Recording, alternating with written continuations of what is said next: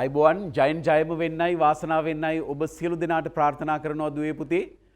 අපස උසස් පෙළ 20යි 21 විභාගයට විද්‍යාව හා ගණිත අංශයෙන් ඉදිරිපත් වන දරුවන්ට අත්වැලක් වන්නට ඔවුන්ව 100% සූදානම් කිරීම සඳහා බස්නාහිර පළාත් අධ්‍යාපන දෙපාර්තමේන්තුව නෙස්ලේ ලංකා සමාගම නෙස්ටමෝල් සන්නාමය ඔබ වෙත ගෙනෙන නෙස්ටමෝල් බුද්ධි ප්‍රබෝධය වෙබිනා මාලාවේ තවත් වටිනා සම්මන්ත්‍රණයක ආරම්භයයි මේ ඔබ හමුවට පමුණුවන්නට අප සූදානම් වෙන්නේ.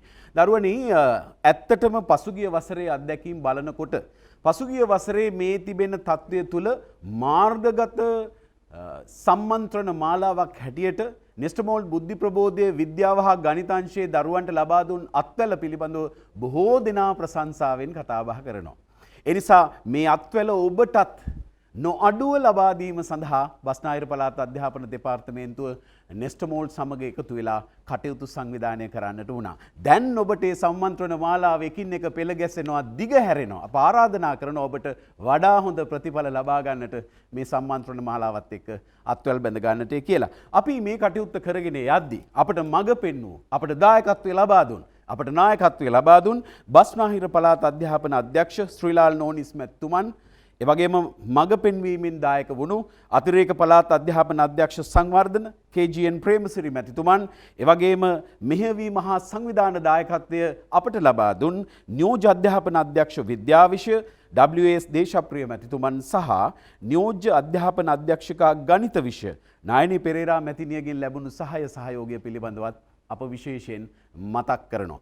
එසේනම් දුවේ පුතේ අපි ඔබට ආරාධනා කරනවා අද සම්මන්ත්‍රණයෙන් උපරිම ප්‍රතිඵල නෙලා ගන්නට අපිත් එක්ක එකතු වන්නට කියලා. ඔව් අප සූදානම් නෙස්ටමෝල් බුද්ධි ප්‍රබෝධය උසස් පෙළ 20යි 21 ගණිත සහ විද්‍යා විෂයන් හදාරන ඔබව 100% සූදානම් කරන්නට. අද දැන් සම්මන්ත්‍රණය අපි එහෙමනම් ආරම්භ කරමු. අද සම්මන්ත්‍රණය භෞතික විද්‍යා විෂය වෙනුවෙන්. අද ඔබට දැනුම ගෙනෙන ගුරුතුමා හෝමාගම මහින්ද රාජපක්ෂ විද්‍යාලයේ භෞතික විද්‍යා ආචාර්ය ප්‍රගීත් අරවින්ද ගුරුතුමා. අද මාතෘකා කොටගන්නේ පදාර්ථයේ යාන්ත්‍රික ගුණ වාගේම පදාර්ථ සහ විකිරණ කියන විෂය එකක කොටස්.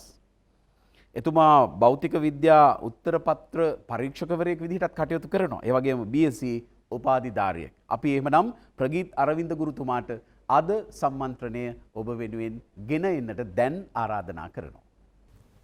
අයිබෝන් හැම දෙනාටම නෙස්ටමෝල්ට් බුද්ධි ප්‍රබෝධය පාඩම් මාලාවේ භෞතික විද්‍යාව විෂය අවසාන ඒකක 2 ශීඝ්‍ර පුනරීක්ෂණයක් ආකාරයට සාකච්ඡා කරන්නයි බලාපොරොත්තු වෙන්නේ. පදාර්ථයේ යාන්ත්‍රික ගුණ සහ පදාර්ථයේ විකිරණ කියන අවසාන ඒකක 2 තමයි අපි සාකච්ඡා කරන්නේ. ඔගොල්ලෝ දන්නවා සාමාන්‍යයෙන් විෂය නිර්දේශයේ තියෙන අවසාන පාඩම් දෙක නිසා යම් විදිහට අපේ අවධානය ටිකක් අඩු වෙන, ඒ වගේම විභාගයේදී ප්‍රශ්න පත්‍රයේදී අපි ටිකක් වැඩි අවධානයක් නොදෙන, බොහෝ දුරට අපි අතහරින්න උත්සාහ කරන ඒකක දෙකක්. නමුත් අනිත් හැම ඒකකයක් වගේම තාම වැදගත් මේ පාඩමේ තියෙන විෂය එකක කරුණු, ඒ වගේම ඔයගොල්ලෝ හොඳින් මේ කරුණු අවබෝධ කරගත්තොත් මම හිතන්නේ විභාගයේදී වැඩි අවස්ථා ප්‍රමාණයක් සහිතව ඔයගොල්ලන් විභාගයට යන්න පුළුවන්. විශේෂයෙන් පදාර්ථය සහ විකිරණ වගේ එකකයක් ගත්තොත් ගොඩක් දෙනෙක් අත නොතියන පාඩමක්. නමුත් ඒ ප්‍රශ්න ඒ නිසාම යම් ආකාරයකට පහසුයි. ඔයගොල්ලෝ හොඳින් ඔයගොල්ලන්ගේ විෂය කරුණු තහවුරු කරගෙන ගියොත් ඇත්තටම ලකුණු ප්‍රමාණයක් ලබා ගන්න පුළුවන්. අපි බලමු මේ ලැබිලා තියෙන කාලය අතුරුතුර කොහොමද අපි ඔයගොල්ලන්ගේ මේ විෂය එකක දෙක සඳහා ඒ උදව්ව කරන්න කියලා. ඔව් පදාර්ථයේ යාන්ත්‍රික ගුණ සහ පදාර්ථයේ විකිරණ. පදාර්ථයේ යාන්ත්‍රික ගුණ පාඩමෙන් මම පටන් ගන්න කැමති. ඇත්තටම ඒකේ ප්‍රත්‍යස්ථතාවය, දුෂ්ටාවිතාවය සහ පෘෂ්ඨික ආතතිය කියන ඒකක 3 තියෙනවා. මම ප්‍රශ්න වලින්ම ඇත්තටම සාකච්ඡා කරන්න පටන් ගන්නෙ. මේක බහුවර්ණ මට්ටමේ ප්‍රශ්නයක්. ආරම්භක දිග L හා හරස්කර වර්ගඵලයේ ඒ වන කම්බියක එක් කෙළවරක් සීලිමකට සවිකොට රූපේ දැක්වෙන පරිදි අනික් කෙළවරකට W භාරයක් ගැටගසා ඇත. භාරය අඩකින් අඩු කළ විට කම්බියේ විතතිය L බෙදීම 10ක දිගකින් අඩු වන බව සොයා ගන්නා ලදී. කම්බිය තන ඇති ද්‍රව්‍ය යම් මාපාංකය සොයන්න. එතකොට පැහැදිලි කිරීමක් කරන්නම් යං මාපාංකය බලය ඒ වගේම විතතිය මුල්දිග හරස්කඩ වර්ගඵලය අතර තියෙන සම්බන්ධය ඔයගොල්ලෝ හැම කෙනෙක්ම මේ වෙනකොට දන්නවා ඇති. අපි යං මාපාංකය ප්‍රත්‍ය බලයේ සහ වික්‍රියාවේ අනුපාතයේ හැටියට තමයි අපි යොදාගන්නේ. ඒ සරල සම්බන්ධය පාවිච්චි කරලා ඇත්තට මේ ප්‍රශ්නය අපිට විසඳන්න පුළුවන්. ඔයගලන්ට මේ විදිහට එකේ පිළිතුර පෙන්නුවොත් ඔයගලන්ට පේනවා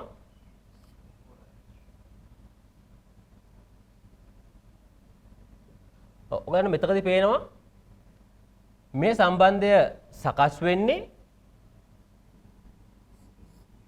යම් මාපාංකය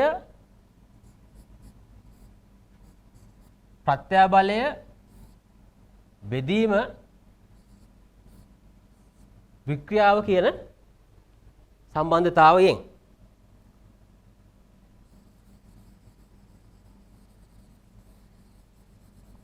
දැන් ඒ අනුව අපි සකස් කරගන්නවා y සමාන fl යට ae කියන සම්බන්ධතාවය. එතකොට මේකේ මේ භාරය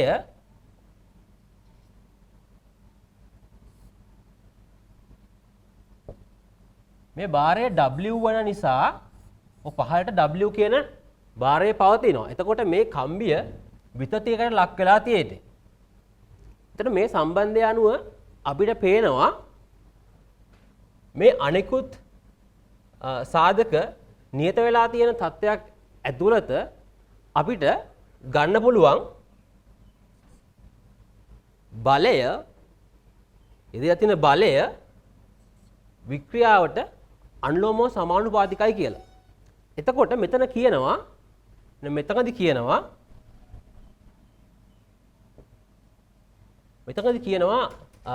භාරය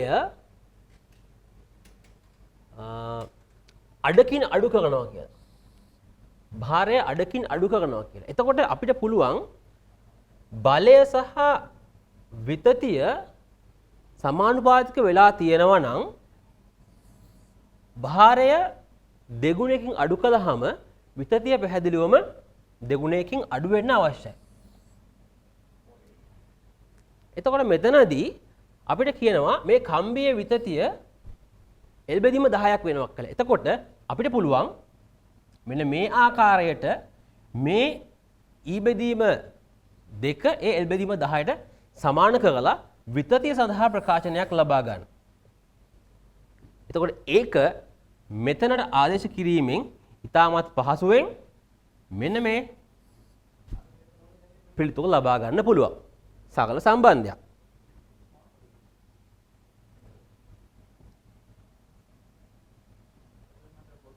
ඊළඟට කම්බියක් සඳහා ප්‍රත්‍යබල වික්‍රියා වක්‍රය මෙහි දැක්වේ. කම්බියේ යම් මාපාංකය සොයන්න.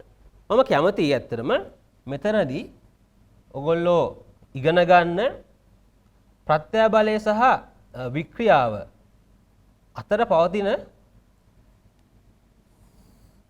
ප්‍රස්ථාරය නැත්තම් භාරය සහ විතතිය අතර විචලනය ගැන කෙටි හැඳින්වීමක් කරන්න. අපි සමානුපාතික සීමාව හැටියට සලකන කියන්නේ භාරය සහ විතතිය අතර රේඛීය සම්බන්ධයක් පවතින ප්‍රදේශය මේ ආකාරයේ රේඛීය ප්‍රස්ථාරයක් හැටියට තියෙනවා. එතනින් පස්සේ අපි දන්නවා අපි මේ ලක්ෂය ඒ විදිහට නම් කළොත් කියන්නේ සමානුපාතික සීමාව දක්වීම සඳහා එතනින් පසුව මේ සමානුපාතික සීමාව අවසන් වෙලා ප්‍රස්ථාරයේ වක්‍ර හැඩයක් ගන්නවා. අපි මේ සීමාවට කියනවා ප්‍රත්‍යාස්ත සීමාව කියලා. මම පැහැදිලි කරගන්නගේ මොකක්ද කියන්නේ. එතනින් පස්සේ අපේ ප්‍රස්ථාරය මෙන්න මේ ආකාරයේ හැඩයක් ගන්නවා. අපි මෙතකට කියනවා අවනති ලක්ෂය කියලා. මෙතනදී බෙහෙදක භාරය යෙදෙන අතර මෙතනදී බෙහෙදක ලක්ෂය අපිට හමු වෙනවා. දැන් මේකේ අර්ථය තමයි ප්‍රත්‍යක්ෂතාවය කියන එකේ අර්ථය ඔයගොල්ලෝ දන්නවා. අපි හැඩය වෙනස් කළාම ඇත්තට මේක නැවත මුල් පිහිටීමට පැමිණීම. දැන් මේ සමානුපාතික සීමාව දක්වා ප්‍රත්‍යක්ෂතාවයත් පවතිනවා. ඒ වගේම භාරය සහ විතතිය අතරේ රේඛීය සම්බන්ධයක් තියෙනවා. එතනින් එහාට මේ සමානුපාතික භාවය පවතින්නේ නැහැ භාරය සහ විතතිය අතර. නමුත් මෙතන සිද්ධ වෙන්නේ ප්‍රත්‍යක්ෂ භාවය රැකෙනවා. මෙතනින් භාරය ඉවත් කළොත් නැවත මුල් පිහිටීමට එනවා. එතනින් පස්සේ අපි මේ අවනති ලක්ෂය දක්වා සැලකුවොත් ප්‍රත්‍යක්ෂ බල පමණක් නෙවෙයි මේ වස්තුවේ තියෙන අණු ඈත්වීම නිසා සුවිකාර්ය බලත් ඇති වෙනවා. එතනින් පස්සේ ඔයා භාරය ඉවත් කළොත් නැවත මේක මුල් පිහිටීමට පැමිණෙන්නේ නැහැ. එතනින් පස්සේ ඔයා භාරය යොදාගෙන යද්දී යම් අවස්ථාවකදී ඒකට දරා ගන්න පුළුවන් උපරිම භාරයට පැමිණිලා එතනින් පස්සේ බිඳිලා යනවා.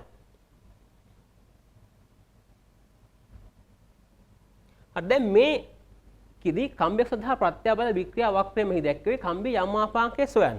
එතන මේකෙදී ප්‍රත්‍යාබලය සහ වික්‍රියාව අතර අනුපාතය තමයි අපි දක්වලා තියෙන්නේ. පැහැදිලිවම අපිට පේනවා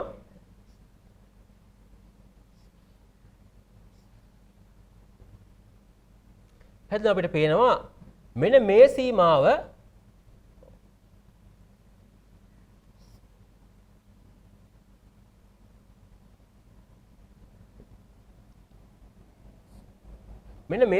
දක්වා සමානුපාතිකත්වයේ පවතිනවා කියන එක. එතකොට අපි තාම පැහැදිලිව දන්නවා යම් මාපාංකය කියන්නේ මෙතනදී ප්‍රත්‍යාබලය අපි P කියන එකෙන් හඳුන්වනවා වික්‍රියාව Q වලින් හඳුන්වනවා. එහෙනම් ප්‍රත්‍යාබලය බෙදීම වික්‍රියාව විදිහට අපිට මේ ප්‍රස්ථාරයෙන්ම ගන්න පුළුවන්. අපිට මේ ප්‍රත්‍යක්ෂ සීමාව පහු කළ තැනකින් මේ ලක්ෂය ගන්න බෑ. අපි අනිවාර්යෙන් ප්‍රත්‍යක්ෂ සීමාව ඇතුළේදී මේක ගන්න ඕනේ. අපිට මෙතනදී අපිට පේනවා අපි මේ එක කොටසක් 4 බැගින් ගිහිලා තියෙනවා. එහෙනම් මෙතනදී අපිට 16යි කියන අගය ගන්න පුළුවන්. ඒ වගේම මෙතනදී 8ක් කියන අගය ගන්න පුළුවන් මේ අදාළ 10 බලයෙන් ගුණ කිරීමෙන්. එතකොට අපිට මෙතනදී ලියන්න පුළුවන් 16 වරක් 10 7 බෙදීම මෙතනදී අපිට ගන්න පුළුවන් 8 වරක් 10 ඍණ 4.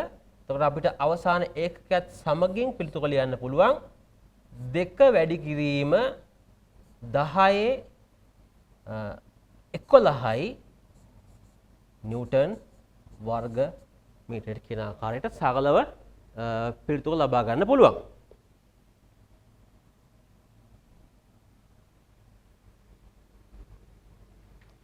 ඊළඟට අපි මේ තවත් ඒ වර්ගයේම ගානක් ස්වභාවික දිග ඌ රබර් නළයක එක් කෙළවරකට W බරක් සම්බන්ධ කර ඇති අතර අනෙක් කෙළවර සීලිමකට සම්බන්ධ කර ඇත. නළයේ අභ්‍යන්තර සහ බාහිර අරයන් පිළිවෙලින් ආරක සහ ආර්ධක අතර රබර් වල යම් මාපාංකය y වේ. R1 හා R2 වෙනස් නොවැ සැලකුවට නළයේ ගබඩාවේ ඇති ශක්තිය සොයන්න. මෙතන කුඩා නිවැරදි කිරීමක් කරනවා නම් ස්වභාවික දිග අපි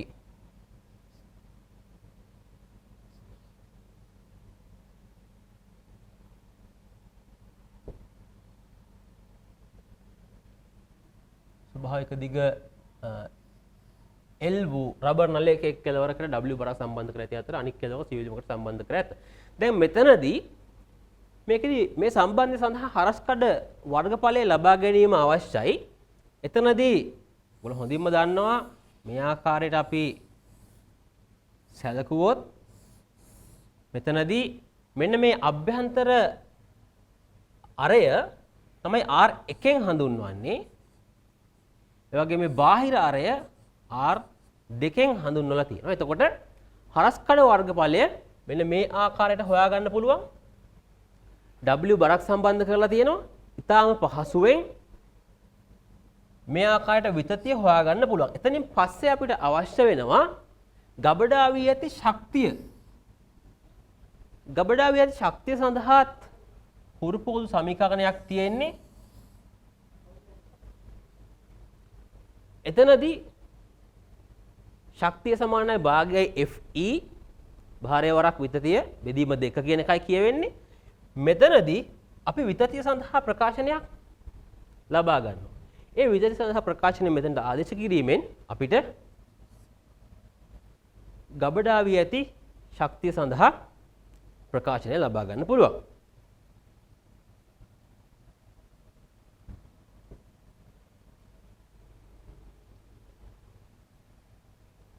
හරි. ඊළඟට මෙන්න මේ වර්ගයේ ගාණක්. තාප ප්‍රසාරණය සම්බන්ධ කරගෙන මේ ගාණ සකස් කරලා තියෙන්නේ. මේ වගේ ගණන් අපිට සෑහෙන දකින්න ලැබෙනවා. දැන් මෙතනදී කියනවා දිග 10 සෙන්ටිමීටර් ඌද හරස්කඩ වර්ගඵලය 20 වර්ග සෙන්ටිමීටර් ඌද ඒ ඇලුමිනියම් යම් මාපාංකය මේ අගය ප්‍රසාරණතාව මේ අගයේ සිලින්ඩරයක් දෘඩ බිත්ති දෙකක් අතර අවකාශය තුල යන්තමින් 20 යන්තමින් 20 කියලා කියන්නේ ඒ පෘෂ්ඨ දෙක අතර හරි ගානට මේක ස්පර්ශ වෙලා තියෙනවා කියන එක. සෙල්සියස් 34ට රත් වූ විට මෙම සිලින්ඩරයේ එක් බිත්තිය මත ඇති කරන බලය සොයන්න. දැන් අපි දන්නවා ප්‍රත්‍යක්ෂතාවයේදී අපි කතා කරන්නේ දිග වැඩිවීම, කියන්නේ විතතියට ලක්වීම, ඒ වගේම සංකෝචනය වීම, කියන්නේ අපි සම්පීඩන බලයක් යෙදීම හරහා මේකේ ගබඩා වෙන ශක්තිය, ඒ වගේම ඒකේ බලය සම්බන්ධයෙන්. දැන් එතකොට මෙතනදී මේ බිත්ති දෙක අතරේ මේක මේ විදිහට හිර කරලා අපි තිබ්බහම මේක ප්‍රසාරණයට ලක් වෙනවා මේ උෂ්ණත්වය වැඩි කිරීම හරහා. එතකොට මෙතනදී සිද්ධ වෙන දෙයක් තමයි මේ බිත්ති දෙක නොතිබුණා නම් මේ සිලින්ඩරය යම් මට්ටමක් ප්‍රසාරණය වෙන්න ඕනේ. නමුත් මේ බිත්ති දෙක පවතින නිසා ඇත්තෙම සිද්ධ වෙන කාරණාව තමයි ඒ වැඩි වෙන දිග ප්‍රමාණය සංකෝචනය කරගෙනයි ඉන්නේ. එහෙනම් අපිට ඒක තමයි මේකේ වෙනස් වූ දිග ප්‍රමාණය. එහෙම නැත්නම් සම්පීඩනයට ලක් වූ ප්‍රමාණය.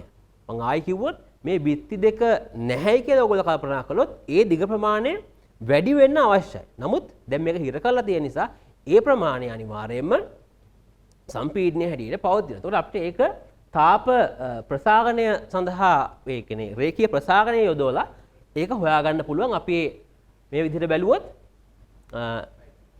මෙතනදී දිග වැඩිවීම ගන්න පේනවා. දිග වැඩිවීම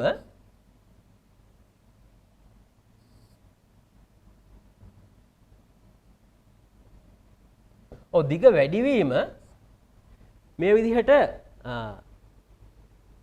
තාප රේඛීය ප්‍රසාරණය ඇසුරෙන් පහසුවෙන් හොයාගන්න පුළුවන්. ඒක තමයි මෙතන අපි මේ සමීකරණයේ E සඳහා යොදන්නේ. ඒක ඔයගොල්ලන් හරි පැහැදිලි. මොකද ඒ දිග ප්‍රමාණය අපි සංකෝචනය කරගෙන ඉන්නවා. එතකොට ඒ අගය මෙන්න මෙතන ඊට ආදේශ කරලා ඇත්තටම අපිට මේ ප්‍රකාශනයත් මේ ප්‍රකාශනයත් සම්බන්ධ කරගත්ත පොදු ප්‍රකාශනයක් ලබා ගන්න පුළුවන්. එතනින් පස්සේ අපිට අදාළ අගයන් මේ විදිහට ආදේශ කරලා පහසුවෙන්ම පිළිතුර ලබා ගන්න පුළුවන්. දැන් ඔයගොල්ලෝ දන්නවා අපි සාමාන්‍යයෙන් ප්‍රශ්න පත්‍රය අතර ගත්තාම මේකේ විවිධ සංඛ්‍යාත්මක අගයන් පාවිච්චි කරන ගණන් වගේම යම් විදිහට අපේ තියරිටිකල් දැනුම, අපේ න්‍යායික දැනුම පරීක්ෂා කර බලනවා මේ ආකාරයට. සාමාන්‍යයෙන් අපි පහුගිය ප්‍රශ්න පත්‍රයක් ගත්තොත් අපිට වැඩියෙන් මේ වගේ තත්ත්වයක් දකින්න ලැබෙනවා. සාමාන්‍යයෙන් අපි හුරු පුරුදු වෙලා ඉඳපු සාමාන්‍ය සංඛ්‍යාත්මක සුළු කිරීම වලට වඩා මෙවැනි ආකාරයට ඔයගලගේ න්‍යායික දැනුම පරීක්ෂා කරන විදිහේ වඩා තදින් න්‍යායික දැනුම පරීක්ෂා කරන විදිහේ ප්‍රශ්න අපිට දකින්න ලැබෙනවා. දැන් මෙතනදී ලෝහ කම්බියක් සඳහා යෝජිත බලය සහ ඩෙල්ටා L කියන්නේ විතතිය අපි E හැටියට පාවිච්චි කරන අගය වක්‍ර රූපේ පෙන්වනවා. ඒත් පහත සඳහන් ප්‍රකාශ සලකා බලන්න. එතන මෙතන ප්‍රකාශ තුනක් තියෙනවා. හැම එකෙම තියෙනවා යම් කිසි පරාමිතීන් වෙනස් කිරීමෙන් පස්සේ මේ වක්‍රය ඉහළින්ද පහළින්ද වැටෙන්නේ කියන එක. එතකොට මේ වගේ ගණන් වලදී හරි පැහැදිලි අපිට අනුක්‍රමණය මේ ප්‍රස්ථාරයේ අනුක්‍රමණය තීරණය කරගන්න පුළුවන් නම් මේ කියලා තියෙන ප්‍රකාශය ඇතුලෙන් අපිට පැහැදිලිවම ප්‍රශ්නයට පිළිතුරු ලබා ගන්න පුළුවන්. දැන් මෙතනදී මේක y අක්ෂය x අක්ෂය මෙන්න මේ අගයන් දෙක අතර තමයි ප්‍රස්ථාරය නිර්මාණය වෙලා තියෙන්නේ. දැන් එතනදී අපි මේ ප්‍රස්ථාරයේ අක්ෂ දෙක දිහා බලලා අපි දන්න සමීකරණය තමයි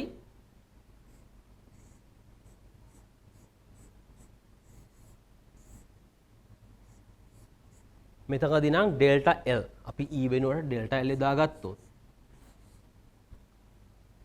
මේ සමීකරණයේ x අක්ෂයේ තියෙනවා විතතිය භාරය තියෙනවා අපි මේක එහෙම සකස් කරගත් අපිට මේ සමීකරණය අපි එහෙම සකස් කරගන්න ඕනේ. එතකොට අපි මෙතනදී f කියන එක y අගයට ලැබෙන විදිහට අපිට පුළුවන් මේක ලියා ගන්න y a බෙදීම l සමානයි y a බෙදීම l ඩෙල්ටා l. දැන් මේක ඔයගලන්ට y සමානයි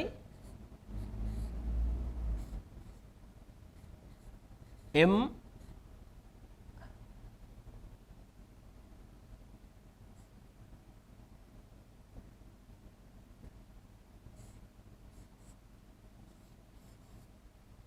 x ආකාරයේ ප්‍රස්ථාරයක් හැටියට ලබාගෙන අනුක්‍රමණය අඳුන ගන්න පුළුවන්.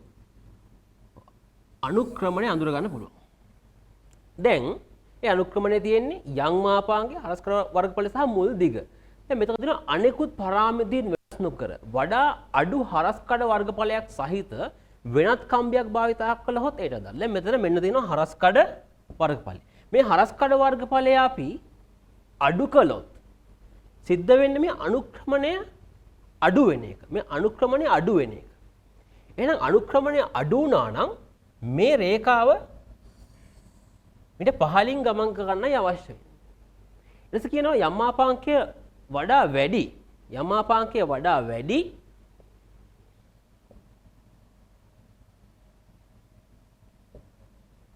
යම් මාපාංකය වඩා වැඩි එහෙත් අනිත් පරාමිත ਸਰව සම වෙන කම්බියක් භාවිතා කළහොත් ඒට අදාළ වක්‍රයේ රූපයේ පෙන්වන වක්‍රයට පහලින් වැටි. දැන් යම් පැහැදිලිව ඔයගලන්ට තේරුම් ගන්න පුළුවන් යම් මාපාංකය වඩා වැඩි යගයක් ගන්න අනුක්‍රමණය වැඩි වෙන්න ඕනේ පැහැදිලිව. එහෙනම් මේ ප්‍රස්ථාරය ඉහළින් ගමන් කරන්න ඕනේ. එතකොට මෙතන තියෙන්නේ පෙන්වන ඇති වක්‍රයට පහලින් වැටි කියලා. එතකොට මේකත් වැගදී.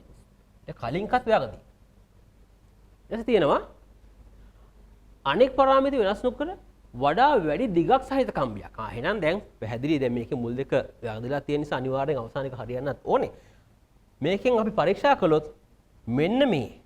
ඒ කියන්නේ මුල් දිග වැඩි කළොත් අපි දන්නවා මේ අගය අනුක්‍රමණය අඩු වෙන්න ඕනේ. එහෙනම් වක්‍රය අනිවාර්යයෙන්ම පහලින් වැටෙන්න ඕනේ. එහෙනම් මේ පිළිතුර නිවැරදි විදිහට අපිට බාර ගන්න පුළුවන්.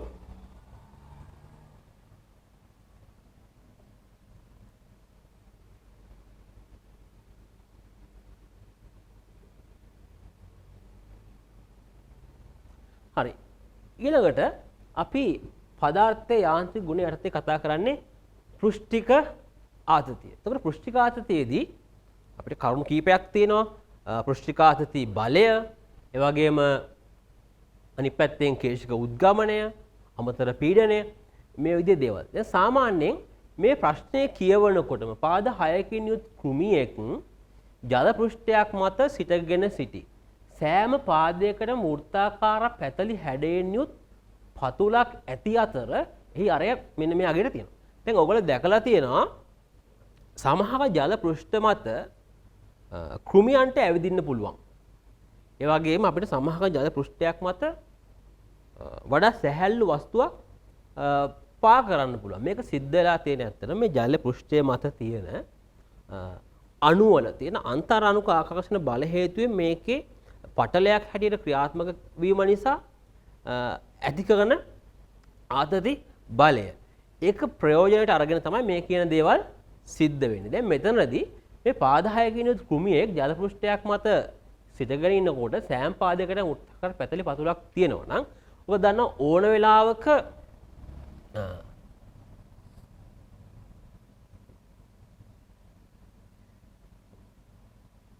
අපි ගත්තොත් මේ විදිහේ ජල පෘෂ්ඨයක් මත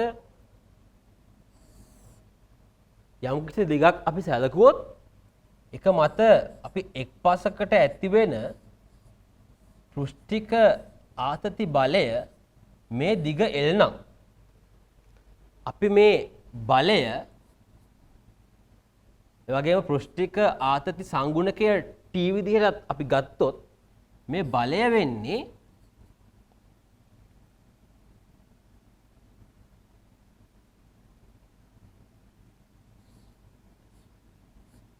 මේ බලය සමාන වෙන්නේ මේ දිග වරක් පෘෂ්ඨික ආතතියට. දැන් මේක ජල පෘෂ්ඨයක් නම් අපි යම්කිසි පටලයක් සැලකුවොත් ඒක පෘෂ්ඨ දෙකක් පවතිනවා. පෘෂ්ඨ දෙකක් පවතිනවා නම් හැම වෙලාවෙම මේ පෘෂ්ඨික ආතති බලය ඒ පෘෂ්ඨයේ ඉහළිනුත් ඇති වෙනවා ඒ පෘෂ්ඨයට පහළිනුත් ඇති වෙනවා. එහෙනම් එතනදී අපිට මේ අගය දෙකෙන් ගුණ කරන්න සිද්ධ වෙනවා. එතකොට මෙන්න මේ කාරණාවල් සාමාන්‍යයෙන් අපි මූලිකව දැනගන්න අවශ්‍යයි. මේ වගේ ගානකට දැන් මෙතනදී මේ කුමේ ජල පෘෂ්ඨය මත ඉඳගෙන ඉන්නකොට එයාගේ කකුල් හයෙන්ම මේ වෘත්තාකාර පැතලි හැඩයක් තියෙන කකුල් වලින් ඒ කකුල් හයේ පරිධියට ඇත්තටම මේ පෘෂ්ඨිකාතති බලය ඉහළට ක්‍රියා කරනවා. මේක මේ කුමියාගේ පහළට තියෙන බරත් එක්ක ඇත්තටම සමතුලනය වීම නිසා තමයි මේ කුමියාට මේ පෘෂ්ඨේ රැඳිලා ඉන්න පුළුවන් වෙන්නේ. දැන් අපි ගත්තොත් ඒක මේ විදිහට සරල ගණනයකින් ලබා ගන්න පුළුවන්. 2πr තමයි ඇත්තටම මේ වෘත්තාකාර එයාගේ කකුලක පරිධිය වෙන්නේ. ඒක 6න් ගුණ කරන වගේ 6ක් තියෙන නිසා ඒ වගේම පෘෂ්ඨිකාතති බලය අපි t ගෙන් ගුණ කරලා ඒක එයාගේ බරට සමාන කළාම මේ වගේ සරල සමීකරණයක් හැටියට අපිට සරල අගයක් හැටියට අපිට මේ උත්තරේ ලබා ගන්න පුළුවන්. දැන් ඊළඟට මේ වගේ අවස්ථාවක්. මේ ස්පර්ශ කෝණය ස්පර්ශ කෝණය කියන එක සම්බන්ධයෙන් ගත්තොත් අපි යම්කිසි ද්‍රවයක් යම්කිසි භාජනයකට අපි දැම්මොත් ඒ භාජනයේ බිත්ති සහ ඒ ද්‍රවය අතරේ නිර්මාණය වන කෝණයක් පවතිනවා. අපේ ද්‍රවය තුලින් තමයි ඒ කෝණය අපි ලබා ගන්න. අන්නේ කෝණයට අපි ස්පර්ශ කෝණය හැටියට හඳුන්වනවා. එක් එක් ද්‍රවය අණු අතර මේ ස්පර්ශ පෘෂ්ඨය අණුව ඒ ස්පර්ශ කෝණය වෙනස් වෙනවා. විශේෂයෙන් අපි කේශික උද්ගමනය සම්බන්ධයෙන් ගත්තොත් එහෙම කේශික උද්ගමනයේදී මේ ස්පර්ශ කෝණය තාම වැදගත්. දැන්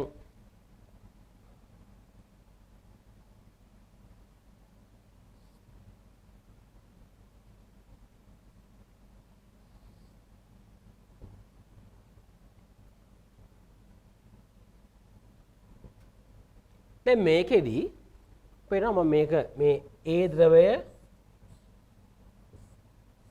B සහ C කියන අවස්ථා තුනේදී මෙතන මේ එක් එක් අවස්ථාවලදී මේ පෘෂ්ඨයේ සකස් වෙලා තියෙන විදිය බලන්න.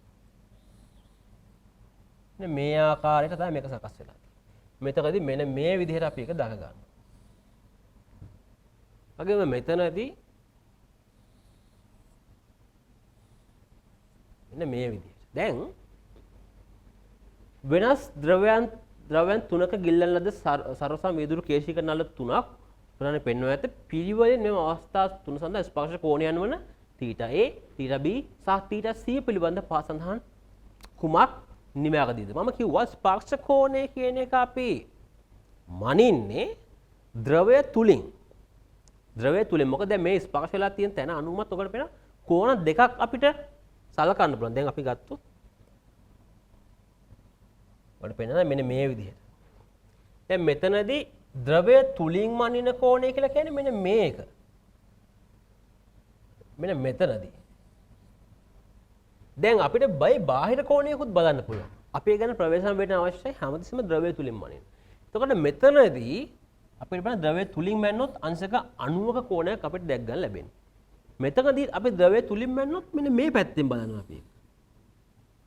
එතන ද්‍රවය තුලින් මැන්නොත් අපිට අනිවාර්යෙන් මහා කෝණයක් තමයි ලැබෙන්නේ. එතකොට අපි මේ ප්‍රශ්නේ දිහාට ගියොත් මෙතනදී අපි ගත්තොත් θ A කියන එක අපි තෝරගන්න අවශ්‍යයි 90ට වඩා අඩු. θ A කියන එක 90ට වඩා අඩු අවස්ථා දෙක අපි මුලදීම තෝරගන්න අවශ්‍යයි. ඊට පස්සේ මෙතනදී අපිට කෙලින්ම පේනවා θ b කියන එක අවස්ථා දෙකේදීම 90යි. ඒ වගේ මෙතනදී θ c කියන එක ඇත්තටම 90ට වඩා වැඩි වෙලා තියෙන අවස්ථාව තමයි තෝරගන්න ඕනේ. එහෙනම් අපිට ඒ තුනම නිවැරදි වෙන පිළිතුර හැටියට තුන්වෙනි පිළිතුර ලබා ගන්න පුළුවන්.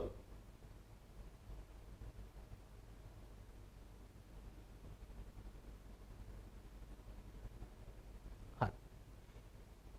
දැන් මෙන්න මේක. දැන් රූපේ දැක්වෙන පරිදි ද්‍රව කඳක් අඩංගු සිරස් කේශික නලයක එක් කෙළවරක සබන් බුබුලක් තනා ඇත. ඒ දිශාවට O සිට ඒ දක්වා පීඩනය P හි වෙනස් වීම වඩාත් හොඳින් නිරූපණය කෙරෙන්නේ මින් කුමකින්ද? දැන් මේ අතරම පෘෂ්ඨික ආතතිය හේතු කරගෙන තමයි අපිට මේ විදිහේ බුබුලක් නිර්මාණය කරන්න පුළුවන් වෙලා තියෙන්නේ. මේ මාවකයක් නිර්මාණය වෙන්නේ අතරම පෘෂ්ඨික ආතතිය හේතු කරගෙන. දැන් මෙතනදී හරි වැදගත් අපි කතා කරන අමතර පීඩන සමීකරණය. හැම වෙලාවෙම අපි ද්‍රව ස්ථිතික පීඩනය සලකද්දී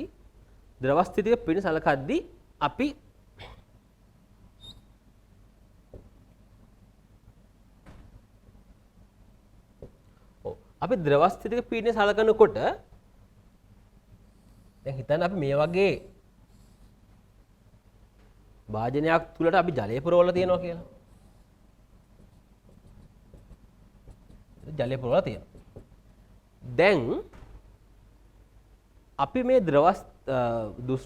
අපි මේ පෘෂ්ඨිකාතතිය නොසලකන අවස්ථාවේදී අපි දන්නවා මෙන්න මෙතනට වායුගෝලීය පීඩනය ක්‍රියා කරනවා. වායුගෝලීය පීඩනය ක්‍රියා කරනවා. අපි මේ ජල පෘෂ්ඨයේ තුලට පිවිසෙද්දී අපි එතනත් සලකන්නේ වායුගෝලීය පීඩනය පවතිනවා කියලා. නමුත් පෘෂ්ඨික ආතතිය හේතු කරගෙන මේ විදිහේ මාවකයක් සකස් වුණාම මේ තත්ත්වය වෙනස්. මොකද මේ මාවකය පහළට නැවිලා තියෙන වෙන්න පුළුවන්, ඉහළට නැවිලා තියෙන වෙන්න පුළුවන්. ඒක සිද්ධ වෙන්නේ පැහැදිලිවම මේ පැත්තෙන් ඇති කරන පීඩනය මේ පැත්තෙන් ඇති කරන පීඩනයට වඩා වැඩි නිසා. ඒක නිසා මාවකයක් හරහා යද්දී සිද්ධ වෙන දේ තමයි අපිට අමතර පීඩනයක් මේ සාමාන්‍ය අවස්ථාවකදී වඩා අමතර පීඩනයක් එකතු වෙනවා. අපි මේ සමීකරණය අපි ලියනවා P in P out කියන එක අපි සාමාන්‍ය ලියනවා ද්‍රව මාවකයක් තියෙන අවස්ථාවකදී දෙකක් T බෙදීම R කියන්නේ මාවකයේ අරය. සබන් බුබුලක් තියෙන අවස්ථාවකදී අපි පෘෂ්ඨ දෙකක් සලකන නිසා මේ පීඩන වෙනස 4ක් T බෙදීම R විදිහට තමයි අපිට ගන්න සිද්ධ වෙන්නේ. මේ දේවල් ඕගොල්ලෝ මේ වගේ ගාණක් හදන්න කලින් දැනගන්න අවශ්‍යයි. හරි. දැන් මේකෙදි මොකද්ද කියන්නේ? මෙතන ඉඳන් මෙතනට එද්දි කොහොමද පීඩනය සිද්ධ වෙන වෙනස්කම? දැන් අපි සැලකුවොත්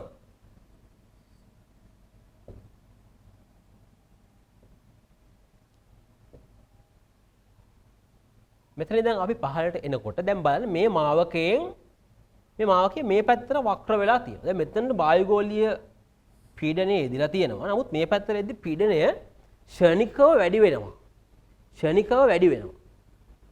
එතකොට ක්ෂණිකව අඩු වෙනවා. මොකද මේ වක්‍රය මේ පැත්තකට නැවිලා තියෙන නිසා මේ පැත්තේ පීඩනය වැඩි, මේ පැත්තේ පීඩනය අඩුයි.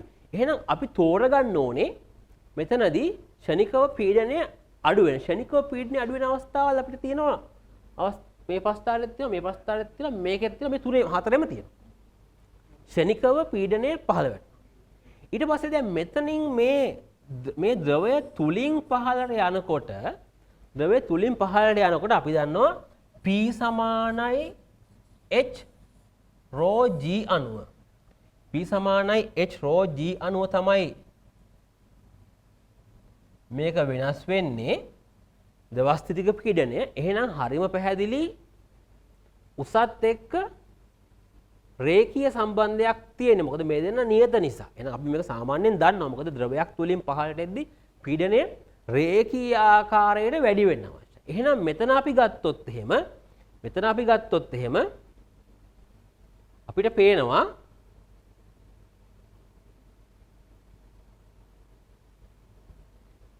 මෙතනදී මේ ප්‍රස්ථාරයේ මේ රේඛීය වැඩිවීම තියෙනවා. ඒ කියන්නේ මෙතනදී ගත්තොත් දැන් මෙතනින් පීඩනයේ ශනිකව වැඩිලා අමතර පීඩනය නිසා එතනින් පස්සේ පීඩනයේ රේඛීය වැඩිවීමක්.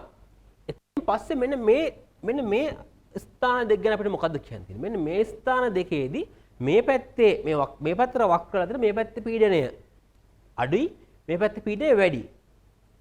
ඒ වගේම මේක ඇතුලේ මේක සබන් බුබුලක් නිසා මම අර කලින් කියපු විදිහට සමීකරණ දෙක මතක් කරගත්තොත් අපි ද්‍රවමාවකයක් දෙපස දෙකක් T බෙදීම R ගෙන් සලකනවා.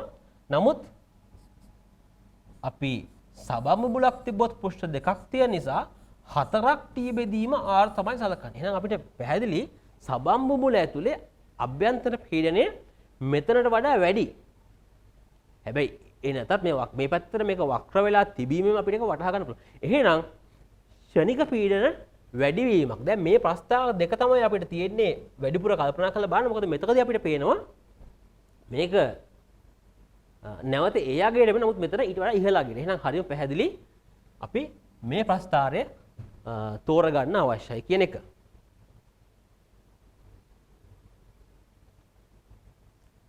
හරි. දැන් ඒ ගානෙන් පස්සේ මේ වගේ ගානක්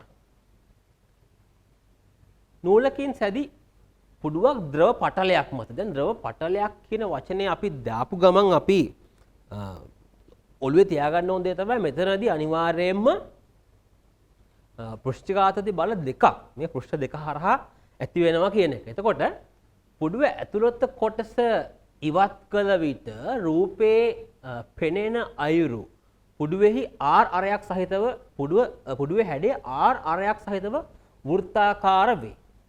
ද්‍රවයේ පෘෂ්ඨික ආතතිය T නම් පුඩුවේහි ආතතිය දෙනු ලබන්නේ. දැන් මොකද මේ කියන්නේ? දැන් අපි සාමාන්‍යයෙන් මේ විදිහේ ජල පෘෂ්ඨයක් එහෙම නැත්නම් සබන් වලින් හදපු පටලයක් තුළට මේ විදිහේ යම්කිසි තන්තුවකින් හදපු නැත්නම් රබර් පටියකින් හදපු මේ විදිහේ මේ සංවෘත පුඩුවක් තියලා ඇතුලේ තියෙන පටලය බින්දොත් අර වටේ තියෙන ද්‍රවය නිසා ඇත්තටම මේක පුඩුවක් ආකාරයට සකස් වෙනවා.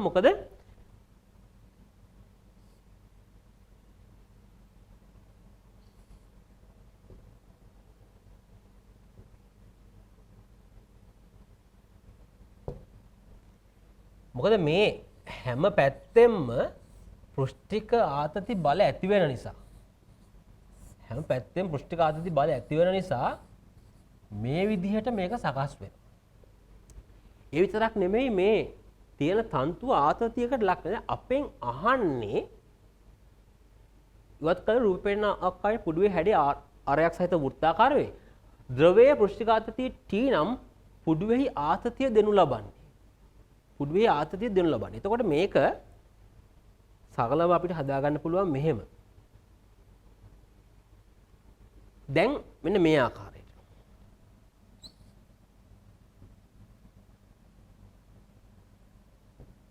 දැන් මෙතනදී අපිට ගන්න පුළුවන් මේ ඡාපයෙන් අර්ධයක් අපි ගන්නවා. මේ ඡාපයෙන් අර්ධයක් ගත්තාම මෙතනින් පැහැදිලි මෙතන ආතති බලයක් තියෙන්න එපැයි. ආතති බල දෙකක් තියෙනවා. එතකොට මේ විදිහේ ආතති බල ඇති වෙනවා. අපි මේ බල දෙකත් එක්ක මේ පැත්තට තියෙන බල සමතුලිත. මොකද මේක සමතුලිත තත්ත්වයක පවතින නිසා මේ බල දෙක සමාන කරන්න තමයි යන්නේ. එතකොට මේ බල තියෙන්නේ ආනතව. ඒ ඡාප දිග ඔස්සේ ගත්තොත් මේ වගේ පෘෂ්ඨඝාතයක් ඇති වෙනවා. නමුත් අපි මේ දිශාව ඔස්සේ තියෙන බලවල විභේදනය ඇත්තන මේ විස්කම්භය මත ක්‍රියා කරන පෘෂ්ඨඝාතදී විදිහට අපිට ගන්න පුළුවන්. එතකොට මේ තියෙන්නේ දෙකක් R කියන එක පාවිච්චි කළේ පැහැදිලිවම R කියන දෙගුණයක් පටලයක් නිසා පෘෂ්ඨඝාතදී බල දෙකක් පවතින නිසා සහ මෙතන ආතති බල දෙකක් විදිහට දෙකක් ආර් කියන්නේ මේ විස්කම්භය සහ මෙන්න මේ දෙක අපි පාවිච්චි කරන්නේ ඇත්තටම පෘෂ්ඨ දෙකක් පවතින හින්දා. ඒතර ඒක අපිට සමාන කරන්න පුළුවන් මේ පුඩුව අපි පුඩුවේ කොටසක් ගත්තේ මෙන්න මේ පැත්තට පවතින බල දෙකට සමාන කරලා මේක අපිට ගන්න පුළුවන්. එතකොට ඒක අපි තාම සරලව මේ ආතති බලය මම ආතති බලය F කියන එක ගත්තා. මොකද අපි T කියන එකත් එක්ක පැටලෙන්න පුළුවන්. අපි ආතතියට T අක්‍රමයේ දුව F සමානයි 2ක් RT විදිහට මේකේ පිළිතුර ලබා ගන්න පුළුවන්.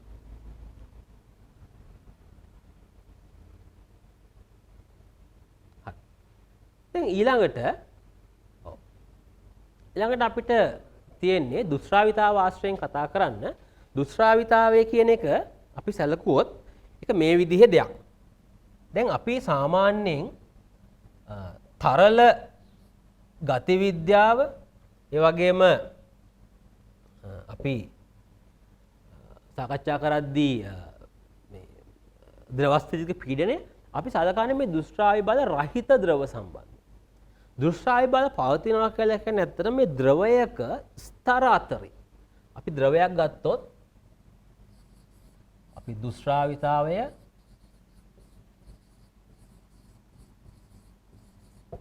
අපි ද්‍රවයක ගලා යාමක් සැලකුවොත් මේකේ පවතින විවිධ ස්තර අතරේ ඇත්තටම ඝර්ෂණ බලයන් පවතිනවා.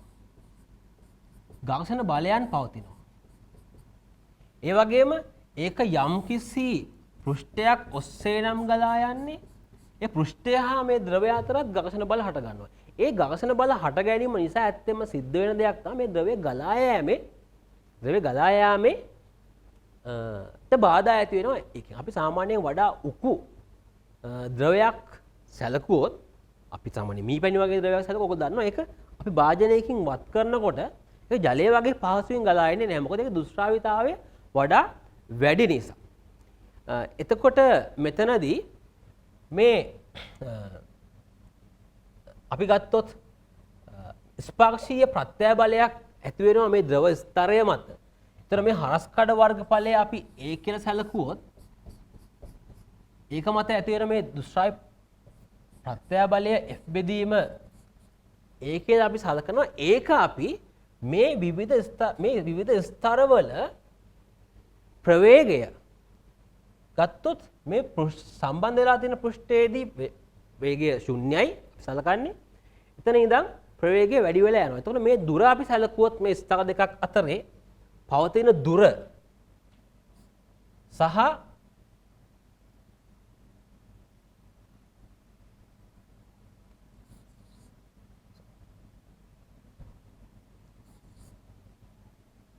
මේ ප්‍රවේග අපි මේ තියෙන ප්‍රවේග සැලකුවොත් එහෙම ඒ ප්‍රවේග දෙකේ අපි මෙවැනි ස්තර දෙකක් අතරේ අපි මේක V2 සහ මේ ස්තරයේ V1 ප්‍රවේගයෙන් අපි යනවා කියලා සැලකුවොත් එහෙම මේ දෙක අතර තියෙන පරතරය ඒ කියන්නේ ප්‍රවේග වෙනස මේ අතර තියෙන දුර අපි L නම් ඒකෙන් බෙදුවොත් මේ ප්‍රවේග අනුක්‍රමණය සහ මේ ස්පර්ශ ප්‍රත්‍යය බලය අතර පවතින රේඛීය සම්බන්ධය. එතකොට මේක අපිට ඇත්තරම දුෂ්‍රාවිතා සංගුණකය එහෙම නැත්නම් නීටා යෙදීමෙන් මේක සමීකරණයක් බවට පත් කරගන්න පුළුවන්. මේක හරස් ගුණක කිරීම අපිට සමීකරණය සකස් කරගන්න පුළුවන්.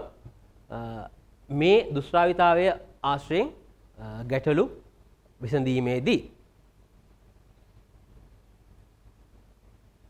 අපි ගියොත් රචනා ප්‍රශ්නයකට මේ විදිහේ පදාර්ථයේ යාන්ත්‍රික ගුණයන්ගේ දුෂ්‍රාවිතාවය අපි මේ විදිහේ ගානක් සැලකුවොත් මේක පේනවා රූපේ පෙන්වා ඇති පරිදි අරය 5 සෙන්ටිමීටර් සහ දිග 10 සෙන්ටිමීටර් වන කුහර සිලින්ඩර් එක අක්ෂය ඔස්සේ අරය 3 සෙන්ටිමීටර් වන ඝන සිලින්ඩරයක් හා දණ්ඩක් යවා ඇත. කුහර සිලින්ඩරයේ පැතලි පැති දෙක හරහා කියන්නේ මේ පැති දෙක හරහා දණ්ඩ යවා ඇත්තේ දණ්ඩ වටා යන ඝර්ෂණයෙන් තොර ඔයිල් සීල් එකක්. මේ විදිහේ තෙල් ඇවරුමක්. ඒක තමයි මේ පෘෂ්ඨ මේ සිලින්ඩරේ සහ අක්ෂ දණ්ඩ අතරේ අපිට දකින්න ලැබෙන්නේ. ඝර්ෂණයෙන් තොර තෙල් ඇවරුම් හරහා තරලයේ කාඳු නොවන බව උපකල්පනය කරන දෙක රූපයේ පෙන්වා ඇති පරිදි සිතිලන පංකාවක් කුහර සිලින්ඩරයේ එක් පැතලි පෘෂ්ඨයකට සම්බන්ධ කොට ඇත. කුහර සිලින්ඩරය හා දණ්ඩ අතර ඇති හිස් අවකාශය දුෂ්ටාවි තගලෙන් පුරවා ඇත. දුෂ්ටාවි තගල නොමැතිව දණ්ඩ තම අක්ෂය වටා භ්‍රමණය වන විට කුහර සිලින්ඩරය භ්‍රමණය නොවි දණ්ඩ තෙල් ඇවුරුම් මත සර්පණය වෙමින් පවතී. පයි සමාන 3 ගන්න. දැන් අපි ප්‍රශ්නයට ගියොත් එතනත් මම රූපසටහන ඔයගලන්ට දක්කින සලස්සලා තියෙනවා. දණ්ඩ මිනිත්තුවකට පරිභ්‍රමණ ඒ කියන්නේ මේ ඇතුළේ තියෙන දණ්ඩ මිනිත්තුවකට පරිභ්‍රමණ 6000ක ශීඝ්‍රතාවයකින් කැරකෙන විට දණ්ඩයේ වක්‍ර පෘෂ්ඨය හා ස්පර්ශ වෙන තරලයේ ඇතුළේ තියෙන තගලයේ ස්පර්ශීය ප්‍රවේගය සොයන්න. දැන් භ්‍රමණ චලිතයේනුත් පොඩි කොටසක් අඩංගු වෙලා තියෙන සාමාන්‍යයෙන් අපි ඔයගොල්ලෝ දන්නවා ප්‍රශ්නයක් සකස් කරනකොට විවිධ යාන්ත්‍ර විද්‍යාවෙන් ඒ වගේම ධාරා විද්‍යුතයෙන් කොටස් එකතු වෙලා මේ අපිට මෙවැනි පෘෂ්ඨිකාතතිය හෝ පදාර්ථ යාන්ත්‍රික ගුණ ප්‍රශ්නයකදී දැක ගන්න පුළුවන් ඒ විදිහේ සංකලනයන් තියෙනවා. දැන් මෙතනදී මෙන්න මේ ඔයගොල්ලෝ හුරු පොදු දන්න සමීකරණයක් යොදලා හොයාගෙන තියෙනවා ස්පර්ශීය ප්‍රවේගය. එතනදී මෙන්න මේ 600 කියන එක, ඒ කියන්නේ කෝණික ප්‍රවේගය කියන එක මිනිත්තුවකට ලැබෙන පරිභ්‍රමණ ගණනෙන් ඇත්තරම 2.5කින් වැඩි කරලා 60න් බෙදලා ඒක තප්පරයට රේඩියන් බවට පත් කරගෙන තියෙනවා. එතකොට මේ විදිහට සරලවම උත්තරය ලබා ගන්න පුළුවන්. ඊට පස්සේ මෙම අවස්ථාවේදී පංකාව මිනිත්තුවකට පරිභ්‍රමණ දැන් බලන්න මේ දුෂ්ටාවිතාවය විසින් සිද්ධ කරන දේ අපි මේ දණ්ඩ භ්‍රමණය කරනවා. ඒ දණ්ඩ තගලය මත ඇති කරන බලය නිසා ඇත්තටම ඇති කරනවා අර අපි කලින් කියපු තප්පරයට මිනිත්තුවට පරිභ්‍රමණ 6000. නමුත් මේ ෆෑන් එක ඇත්තටම කරකෙන්නේ 3000ක ශීඝ්‍රතාවයකින්.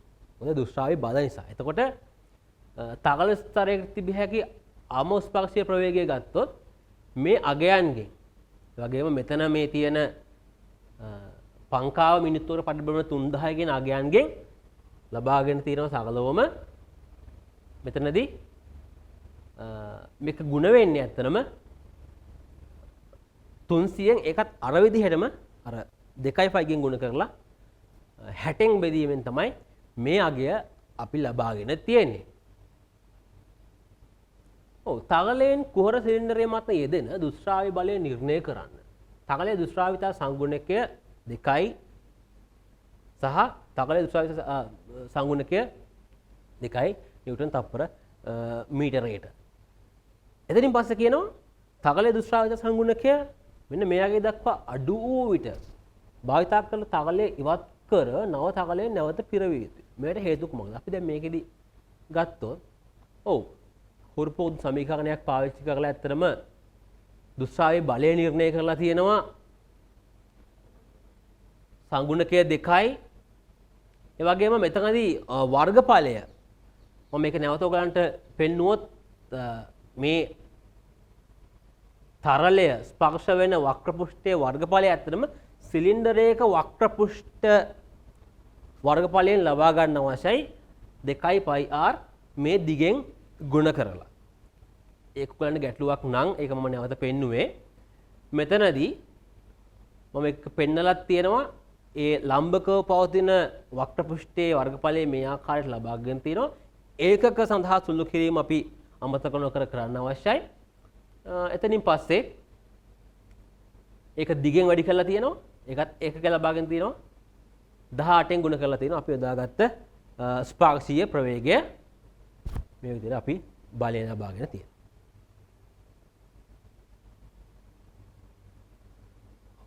කුහර සිලින්ඩරය තුළ ඇති තගල පරිමාව නිර්ණය කරනවා. ඊට කලින් මෙතනදී තගලයේ දුෂ්ටාවිත සංගුණකයේ 1යි 1 දක්වා අඩු කළ විට භාවිතා කර තගල ඉවත් කර නව තගලයෙන් නැවත පිරේ. මොකද දුෂ්ටාවිත සංගුණකයේ මේ දක්වා අඩු වුණාම දුෂ්ටාවි බල අඩු වීම නිසා ඇත්තටම අපිට අවශ්‍ය කරපු ක්‍රියාව ලබා ගන්න බැරි වෙනවා. විවිධාකාරයෙන් මේක රත් වීම නිසා මේ දුෂ්ටාවිතාවය වෙනස් වෙනවා. එතනින් පස්සේ අපිට නැවත වතාවක් ඇත්තටම නිවැරදි දුෂ්ටාවිතා සංගුණක සහිත ද්‍රව්‍ය නැවත පිරීම අවශ්‍ය වෙනවා මේ කාර්යය හරියට කර ගැනීම සඳහා. ඊට පස්සේ කෝර සිලින්ඩර් තකල පරිමාණ නිර්ණය කරන්න කියලා තියෙනවා. එතකොට ඒක මෙතනදී අරන් තියෙනවා මේ තියෙන 5R වර්ගය ඒ දෙකේ අන්තරය අර අපි කලින් ගානදී සාකච්ඡා කළා වගේම ඒක පරිමාව හැටියට අපි එක දිගෙන් ගුණ කරලා ඒකකය සකස් කරලා අරන් තියෙනවා. එතකොට සමස්ත පරිමාවය තියෙනවා කෝර සිලින්ඩර් තකල පරිමාව. එතනින් පස්සේ භාවිත කළ තකලේ ඉවත් කිරීම සඳහා සිලින්ඩර් පෘෂ්ඨයේ ඇති සිදුරක් හරහා අරය කයි මිලිමීටර හා දිග 10යි සෙන්ටිමීටර නලයක් දිගේ පොම්ප කරන ලැබේ මිනිත්තු 2ක් තුළ දී තකල පරිමාව ඉවත් කිරීම සඳහා නලයේ දෙකලවර හරහා ලබා දී පීඩන. පීඩන අන්තරයක් යටතේ අපි ද්‍රවයක් ගමන් කරාදී තකලයක් ගමන් කරාදී අපි පොයිසෙල් සමීකරණය යොදා ගන්නවා. ඒක තමයි මේ මෙතනදී දක්වලා තියෙන්නේ. අපිට හොයන්න තියෙන්නේ පීඩන අන්තරය. ඒ වගේම අපි තකල පරිමාව හොයාගෙන තියෙනවා කුහර සිලින්ඩරය ඇතුලේ තියෙන. එතකොට ඒ සඳහා මිනිත්තු 2ක කාලයක් ගත වෙනවා කියලා තියෙනවා. එහෙනම් මේක ගලා යාමේ පරිමා ශීඝ්‍රතාව පහසුවෙන්ම හොයා ගන්න පුළුවන්. ඉන් පස්සේ අරයේ අපිට කියනවා 1 මිලිමීටර් අරයක් පවතින්නේ. එහෙනම් අරයේ 4 වෙනි බලය සහ අනිකුත් සියලු මාර්ගයන් දන්න නිසා ඇත්තටම පීඩන අන්තරය අපිට මේ ආකාරයට හොයාගන්න පුළුවන්.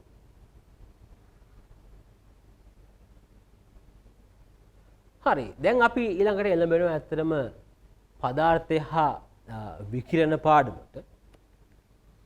එතනදී අපි ඒකක ගණනාවක් තියෙන අපි ලැබෙන කාලය ඇතුළත අපි සාකච්ඡා කරමු මේකෙත් බහුවර්ණ ප්‍රශ්න කීපයක් සහ රචනා ප්‍රශ්නයක් ඇසුරෙන් අවශ්‍ය කරන න්‍යායික කාරණාවල්. දැන් මෙතනදී තාප විකිරණය පිළිබඳ පහත සඳහන් ප්‍රකාශ වලින් නිවැරදි නොවනුවේ. දැන් තාපය සංක්‍රමණය වන ක්‍රම තුනක් අපි දන්නවා. අපි පොඩි කාලේ ඉඳන්ම දන්න සන්නයනය, ඒ වගේම සංවහනය, එතනින් පස්සේ ගියාම විකිරණය. සන්නයනය අපි දන්නවා මාධ්‍යයක් කරහා මේක සිද්ධ වෙනවා. අපි සන්නයක දණ්ඩක් අරගෙන මේක ගින්නට අල්ලගෙන හිටියොත් අපේ අතේ අල්ලන් ඉන්න කෙලවර රත් වෙනවා කියන එක අපි ඉතා කුඩා කාලෙදිම දන්නවා. ඒ වගේම වාතයේ හරහා අපි දන්නවා ඉහළට සිද්ධ වෙන තාප සංක්‍රමණයක් තියෙනවා සංවහනය කියලා. එතනින් පස්සේ තාප විකිරණය විද්‍යුත් චුම්බක තරංගයක් හැටියට ගමන් කරනවා මාධ්‍යයක් නැතුව. මාධ්‍යයක් නොමැති වුණත් ඒක ගමන් කරනවා. මේ ප්‍රශ්නයේදී ඇත්තටම ඒ කරුණු කීපයක් ප්‍රධාන කරුණු කීපයක් සාකච්ඡා කරලා තියෙනවා. එකෙන් බලනවා ඔයගොල්ලන්ගේ දැනුම පරීක්ෂා කරනවා තාප විකිරණය පිළිබඳ පහත සඳහන් ප්‍රකාශ වලින් නිවැරදි නොවනුවේ. තාප විකිරණය ස්වභාවයෙන්ම විද්‍යුත් චුම්බකයි කියන එක හරියටම හරි. විද්‍යුත් චුම්බක තරංගයක් හැටියට තමයි තාප විකිරණය ගමන් කරන්නේ. ඔක විකිරණ හොඳින් අවශෝෂණය කරන වස්තුවක් හොඳ විකිරකයක් වෙනවා කියන්නේ. ඒකත් ඒ විදිහමයි තාපය හොඳින් අවශෝෂණය කරගත්තොත් අපි සාමාන්‍යයෙන් සලකනවා මේ කළු පෘෂ්ඨයක් රළු භාවයෙන් යුක්ත නම් කෘෂ්ණ වස්තුවකට වඩා ආසන්න ලක්ෂණ පෙන්වුම් කරනවා සහ ඒක වඩා හොඳින් තාපය අවශෝෂණය කරගන්නවා ඉක්මනින් රත් වෙනවා. ඒ වගේම හොඳ විකිරකයක් කියන්නේ ඉතා ඉක්මනින් තාප විකිරණ එක පිට කරලා සිසිල් භාවයට පත් වෙනවා. එහෙනම් පැහැදිලිවම හොඳ අවශෝෂකයක් ඇත්තටම හොඳ විකිරකයක් හැටියට පවතිනවා. තර්මෝස් ප්ලාස්කු අපි උණු වතුර බෝතලයක් හැටියට සලකනදී කතා කරනදී ප්ලාස්කු තුල විකිරණයේ හානිය වීදුරු බිත්ති වලින් රිදී ආලේප කිරීමෙන් අඩු කරගන්න ලැබේ. අනිවාර්යයෙන්ම විකිරණයක් කිරණයක් හැටියට පත් වෙන වෙලදී ඒක පරාවර්තනය කරගන්න පුළුවන් නම් පැහැදිලිවම අපිට මේ විකිරණ වලින් සිද්ධ වෙන මේ විකිරණය නිසා තාපය හානිය අඩු කරගන්න පුළුවන්. ඒක නිසා අපි තර්මෝස් ප්ලාස්කු තුල පමණක් නෙවෙයි ගොඩක් මේ වගේ තාපය අපි විකිරණය අවම කරගන්න ඕගොල්ලෝ දැකලා තියෙනවා අපි වාහනවල සමහරවිට අපි ඩෑෂ්බෝඩ් එකේ ඇතුලෙන් යම්කිසි ෆොයිල් එකක් රිදී පැහැ සහිත ඇලුමිනියම් ෆොයිල් එකක් අපි භාවිතා කරනවා. මොකද මේ වැටෙන තාප විකිරණය පරාවර්තනය කරගන්න ඕන නිසා මේ රිදී ආලේප කිරීමෙන් පැහැදිලිවම විකිරණය අඩු කරගන්න පුළුවන්. විකිරණයෙන් පවණක් එක් ස්ථානයක සිට තවත් ස්ථානයකට තාපය සංක්‍රමණය කළ නොහැකි කියන එක ඇත්තටම ඒක වැරදි. මොකද අපි ගත්තොත් සූර්යයා අපි ගත්තොත් එහෙම ප්‍රධාන වශයෙන් අපි සූර්යයා අපිට අල්ලන්නත් බෑ. සංවහනයේ හරහාත් නෙමෙයි ඇත්තටම විකිරණය හරහා තමයි විකිරණය හරහා පමණක්ම ඇත්තටම අපිට ඒ තාපය සංක්‍රමණය කරලා දෙන අවස්ථාවක්. ඒ වගේ බොහෝ අවස්ථාවල් තියෙනවා. තාප විකිරණයෙන් පමණක් තාපය සංක්‍රමණය කරන. ඒ වගේම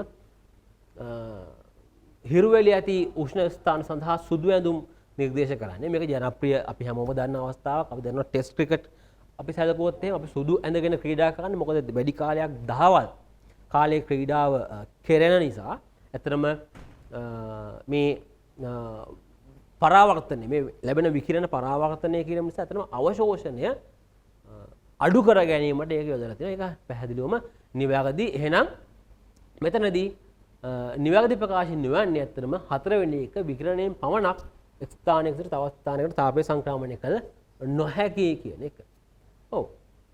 ඊළඟ ප්‍රශ්නය ගත්තොත් කෘෂ්ණ වස්තුවකින් විමෝචනය කරන විකිරණයේ තීව්‍රතාවය. කෘෂ්ණ වස්තුවක් කියන එක ගැන අපි කතා කළොත් අපි කෘෂ්ණ වස්තුවක් ඇත්තටම ඒ මතර වැටෙන තාප විකිරණ සියලුම තරංග ආයාමයන්ගෙන් යුත් තාප විකිරණ අවශෝෂණය කරගන්න කෙනෙක්ට අපි කෘෂ්ණ වස්තුවක් විදිහට සලකනවා.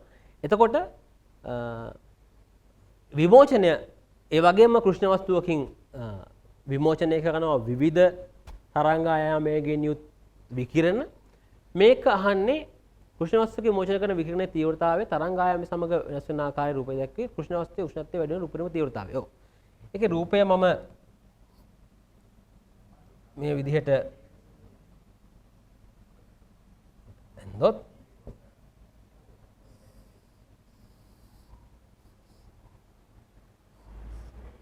අපි දන්නවා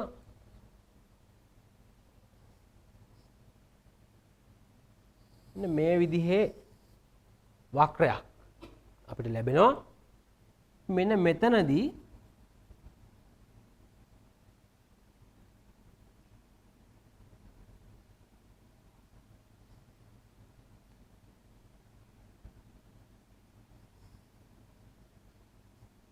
මේ විදිහේ වක්‍රයක් අපිට ලැබෙනවා.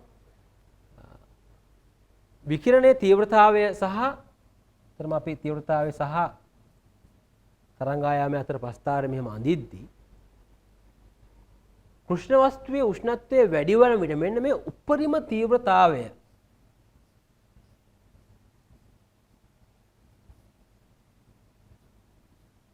මෙතනදී තියෙන උපරිම තීව්‍රතාවයට සිද්ධ වෙන දේ තමයි අහන්නේ.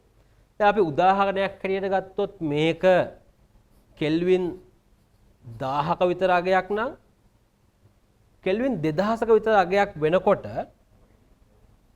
සිද්ධ වෙන්නේ මොකක්ද කියන එක අපි වීන් විස්ථාපන නියමය යටතේ ඉගෙන ගන්නවා. ඒක අපි හැමෝටම හුරු පුරුදු වක්‍රයක්. 2000යි කෙල්වින් මේ විදිහේ සැලකුවොත් අපි මෙන්න මේ විදිහේ තීව්‍රතාවයේ ඉහළ යනවත් එක්කම සිද්ධ වෙන දේ තමයි ඇත්තටම උපරිම තීව්‍රතාවයේ සහිත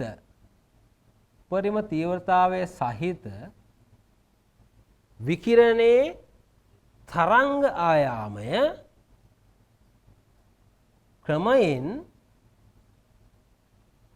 කෙටි තරංග ආයාම පැත්තට විස්ථාපනය වෙන එක. මේක තමයි වීන් විස්ථාපන නියමයෙන් අපි කතා කරන්නේ. උෂ්ණත්වය වැඩි වෙනවත් එක්කම IM ඒ කියන්නේ තීව්‍රතාවය උපරිම තීව්‍රතාවය වැඩි වෙන බව ඇත්ත. නමුත් පිහිටීම ක්‍රමයෙන් කෙටි තරංග ආයාම දෙසට විස්ථාපන වෙනවා. IM වැඩි වෙන අතර එහි පිහිටීම කෙටි තරංග ආයාම දෙසට විස්ථාපනය වේ කියන පිළිතුර හරි. මේක බලන්න සෑහෙන හුරු පුරුදු ප්‍රස්ථාරයක් සහ මෙවැනි ප්‍රශ්න හුරු පුරුදුයි.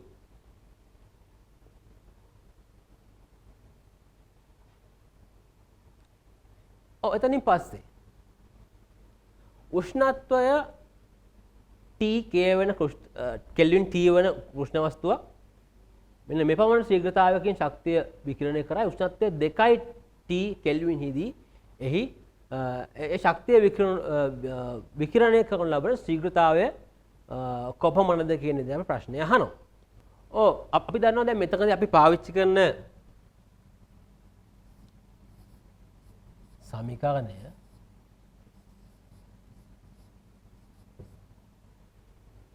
සිග්මා AT අපි සමානයි සිග්මා AT 4.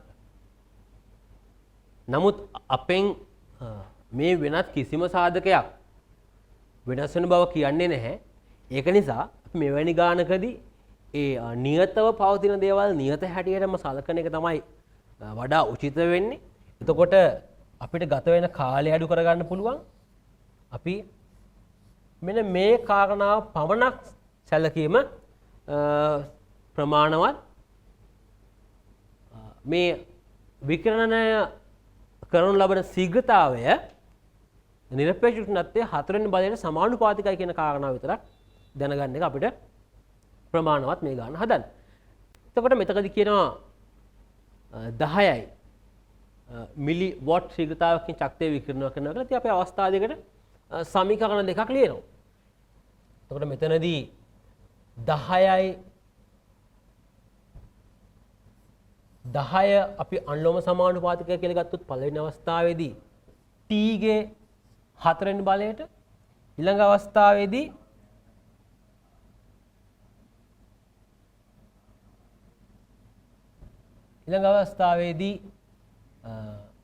අපි හොයන්න ඕනේ ශීඝ්‍රතාවය. ඒක 2යි T ගේ 4 වෙනි බලයට සමානුපාතිකයි. එතකොට මේ දෙක බෙදීමෙන් ඉතාමත් පහසුවෙන් P බෙදීම 10 අපිට ගන්න පුළුවන් 16 හැටියට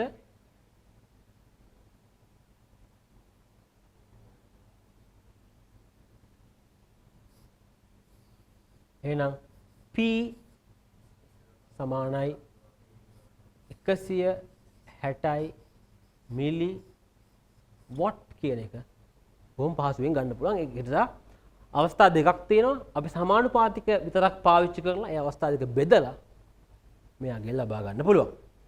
අපි ඊළඟට පදාර්ථය හා විකිරණ පාඩමේ ගත්තොත් ප්‍රධාන වැදගත්ම කොටසක් ප්‍රකාශ විද්‍යුත් ආචාරණය.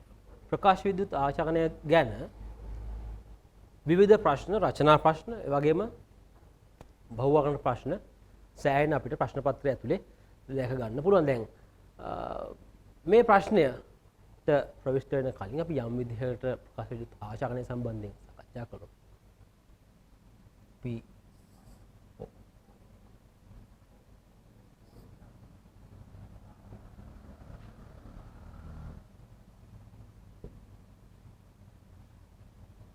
යම් ලෝහයක් මතට මේ විදිහට කොත් ශක්ති පොටෝනයක් පතන වීම නිසා ඉලෙක්ට්‍රෝන මුක්ත වෙනවා. ඒ ඉලෙක්ට්‍රෝන අපි ප්‍රකාශ විද්‍යුත් ආචාරණයේදී ප්‍රකාශ විද්‍යුත් නලයක් තුලදී අපි තොගණය කරගන්නවා. ඒ ඉලෙක්ට්‍රෝන නිසා තම ධාරාවක් ගොඩ නැගෙනවා.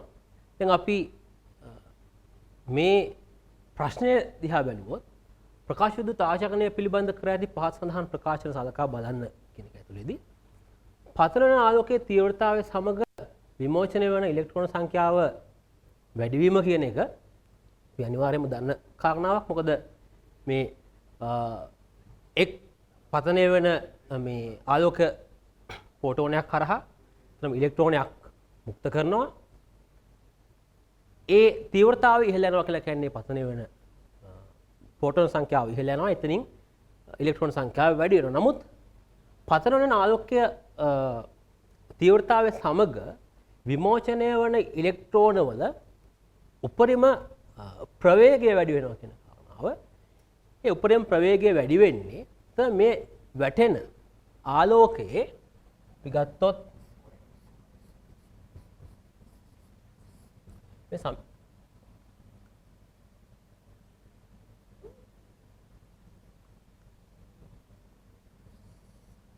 මේ සමීකරණය දැක්වෙන විදිහට ඇත්තටම සංඛ්‍යාතය තමයි මේ පතනය වන ආලෝකයේ ශක්තිය තීරණය කරන්නේ. මේ උපරිම ප්‍රවේගය තීරණය කරන්නේ ඒ සංඛ්‍යාතයේ හේතුවෙන්. තීව්‍රතාවයේ ඉහළ යාම කියන එක ඉලෙක්ට්‍රෝන වල උපරිම ප්‍රවේගය තීරණය කරන්නේ. අපි ඒක අයින්ස්ටයින් සමීකරණය හරහා කියන්නේ ප්‍රකාශ විද්‍යුත් ආචාරණය සම්බන්ධයෙන් පැහැදිලි කළොත් මේ පතනය වන ප්‍රෝටෝනයේ ශක්තිය කාර්යශ්‍රිතය කියන්නේ ඉලෙක්ට්‍රෝනයක් යන්ත්‍රයෙන් මුක්ත කර ගැනීම සඳහා අවශ්‍ය වෙන ශක්තිය සහ උපරිම චාලක ශක්තිය අතරේ බෙදිලා යනවා. එතකොට මෙතනදී ඉලෙක්ට්‍රෝනයක් යන්ත්‍රයෙන් මුක්ත කර ගැනීම සඳහා කියන්නේ කාර්යශීලතාවය සම්පූර්ණ කර ගැනීම සඳහා මේ වැටෙන ආලෝකයේ සංඛ්‍යාතය ප්‍රමාණවත් වුණොත් ඒක දේහලිය සංඛ්‍යාතයේ හැටියට අපි සලකනවා. එතනින් එහා ගිය සංඛ්‍යාතයක් අපි ඇත්තටම ලබා දුන්නොත් තමයි ඇත්තටම මේ ඉලෙක්ට්‍රෝනය චලනයම සඳහා ඒ ප්‍රවේගය තීරණය කිරීම සඳහා අවශ්‍ය වෙන ශක්ති ප්‍රමාණය ලැබෙන්නේ. ඒක නිසා මේ වැටෙන ආලෝකයේ තීව්‍රතාවය සමග විමෝචන ඉලෙක්ට්‍රෝන උපරිම ප්‍රවේගය තීරණය වෙන්නේ නැහැ. ඒ වගේම පතනය වන ආලෝකයේ තරංග ආයාමයේ සමග විමෝචනය වන ඉලෙක්ට්‍රෝන උපරිම ප්‍රවේගය වැඩි වේ කියන කාරණාව ගත්තොත් ඒකෙන් අපි කියවෙන්නේ පතන වන ආලෝකයේ තරංග ආයාමය වැඩි වෙනවත් සමග විමෝචන ඉලෙක්ට්‍රෝන උපරිම ප්‍රවේගය වැඩි වෙනවාද කියන කාරණාව තමයි ප්‍රශ්න කරන්නේ. අපි දැන් ගත්තොත් V සමානයි F ලැම්ඩා ගත්තොත් මේ සමීකරණය අනුව අපි දන්නවා තරංග ආයාමය ඉහළ යාම කියලා කියන්නේ ප්‍රවේගයෙන් නැති නිසා සංඛ්‍යාතයේ පහළ යාම තමයි ඒකේ නිරූපණය කරන්නේ. එහෙනම් පතන වෙන ආලෝකයේ තරංග ආයාමයේ සමග විමෝචන ඉලෙක්ට්‍රෝන වල උපරිම ප්‍රවේගය වැඩි වේ කියලා කිව්වහම තරංග ආයාම වැඩි වෙනවත් සමග උපරිම ප්‍රවේගය වැඩි වෙනවා කියන්නේ. එතකොට මේක හරහා අපිට පේනවා අතන මේක වැරදි. අපිට පළවෙනි ප්‍රකාශය පමණක් නිවැරදි ප්‍රකාශය හැටියට සලකන්න පුළුවන්. ඊළඟට මේ ප්‍රශ්නය ගත්තොත් එහා සමාන ප්‍රශ්නයක් ඊට කිට්ටු ප්‍රශ්නයක් එක්තරා ද්‍රව්‍යයකට මේ දැක්කන ප්‍රමාණයේ කාර්යශීලතාවක් තියෙනවා. ප්ලාන්ක් නියතය මේ අගයෙන් දැක්වෙනවා. ආලෝකයේ වේගය මෙන්න මේ අගයන් දෙකෙන් ආලෝකයේ වේගය 3 වැඩි කිරීම 10/8ක් සහ ඉලෙක්ට්‍රෝන වෝල්ට් 1ක් සඳහා අගය මෙහෙම දැක්වීමේදී මෙම ද්‍රව්‍ය සුදු ආලෝකයට ද්‍රාවකණය කළහොත් ප්‍රකාශ විද්‍යුත් ආචරණයට දායක වනු ඇත්තේ තරංග ආයාමය මේ පිළිතුරු වලින් කුමක්ද කියන එක. එතකොට එතනදී පැහැදිලි මේ පිළිතුරු අපි දකිද්දී තරංග ආයාමය මෙන්න මේ අගයට අඩු ආලෝකය මේ අගයට වැඩි ආලෝකය වශයෙන් දක්වලා තියෙනවා. තරංග ආයාමය අඩු වීමත් සමග සංඛ්‍යාතය වැඩි වෙනවා. අපිට මේ පිළිතුරු දිහා බලද්දිම ඇත්තටම ඒ ආශ්‍රයනුත් යම් අදහසක් ඇති කරගන්න පුළුවන්. අපි පිළිතුරු දිහා බැලුවොත් මේ විදිහට අපි දන්නවා අපිට හුරු පොදු සමීකරණ දෙකක් තියෙනවා. V සමානයි F ලැම්ඩා සහ E සමානයි HF කියන සමීකරණ දෙක. එතනදී අපි ලැම්ඩා සඳහා ප්‍රකාශයක් මේ සමීකරණ දෙකෙන් ලබාගෙන ඇත්තටම අපිට ගණනය කිරීමකට යන්න පුළුවන්. මේ ලබා දීලා තියෙන අගයන් හරහා අපිට ගණනය කිරීමෙන් දල වශයෙන් 5 බෙදීම 8 වරක් 10 7 විදිහට පිළිතුර ලැබෙනවා. එතනදී අපිට මේ ලැබිලා තියෙන අගයන්ගෙන් දැක්වෙන තරංගායාම අගයක් ලැබෙනවා. ඒ වගේම ඒ තරංගායාමයේ සපයන සහිත සංඛ්‍යාතයට වඩා වැඩි සංඛ්‍යාතයක් එතනින් එහාට සංඛ්‍යාතය ඉහළ යා යුතුයි. එහෙනම් පැහැදිලිවම අපි තෝරගන්න අවශ්‍ය කරන්නේ එම තරංග ආයාමයට අඩු ආලෝකය පමණක් කියන පිළිතුර මීට ආසන්න අගයක් ලබා දෙන පිළිතුර. එතනින් පස්සේ තවත් ප්‍රශ්නයක් සඳහා යමු වුණොත් චාලක ශක්තිය K සහ ඩි බ්‍රොග්ලි තරංගායාමය ලැම්ඩා මොන නිදහස් අංශුවක් එක්තරා ප්‍රදේශයකට ඇතුළු වූ විට එහි විභව ශක්තිය V බවට පත්වේ. අංශුවේ නව ඩි බ්‍රොග්ලි තරංගායාමය වනුයේ. එතකොට අපි මෙතනදී අපි දන්නවා ඩි බ්‍රොග්ලි තරංගායාමයේ අපි තරංග අංශු ද්වෛතය කොටසේ අපි සාකච්ඡා කරනවා. එතනදී ආලෝකය අපි විද්‍යුත් චුම්බක තරංගයක් හැටියට ඒක අංශු ගුණ පෙන්වනවා වගේම අංශුවක් අපි සැලකුවොත් තරංගමය ගුණ පෙන්වීම සම්බන්ධයෙන් තමයි අපි මේකත් සාකච්ඡා කරන්නේ. අපි ඒ අංශුවක් අපි තරංගමය ගුණ පෙන්වනකොට ඒ අංශුවකදී සැලකෙන තරංගායාමය ගැන තමයි අපි ඩි බ්‍රොග්ලි තරංගායාමයේ හැටියට අපි කතා කරන්නේ. දැන් මේ ප්‍රශ්නයේදී චාලක ශක්තිය K සහ ඩි බ්‍රොග්ලි තරංගායාම ලැම්ඩා නිදහස් අංශුවක් එක්තරා ප්‍රදේශයක තුල මේ විදිහට කියනවා. දැන් මේකෙදී අපි පිළිතුර බැලුවොත් දැන් K කියන චාලක ශක්තිය සහිතව ඇතුල් වෙනවා නිදහස් අංශුවක් කියන එක. එතනම නිදහස් අංශුවක් කියන එකෙන් ඇත්තටම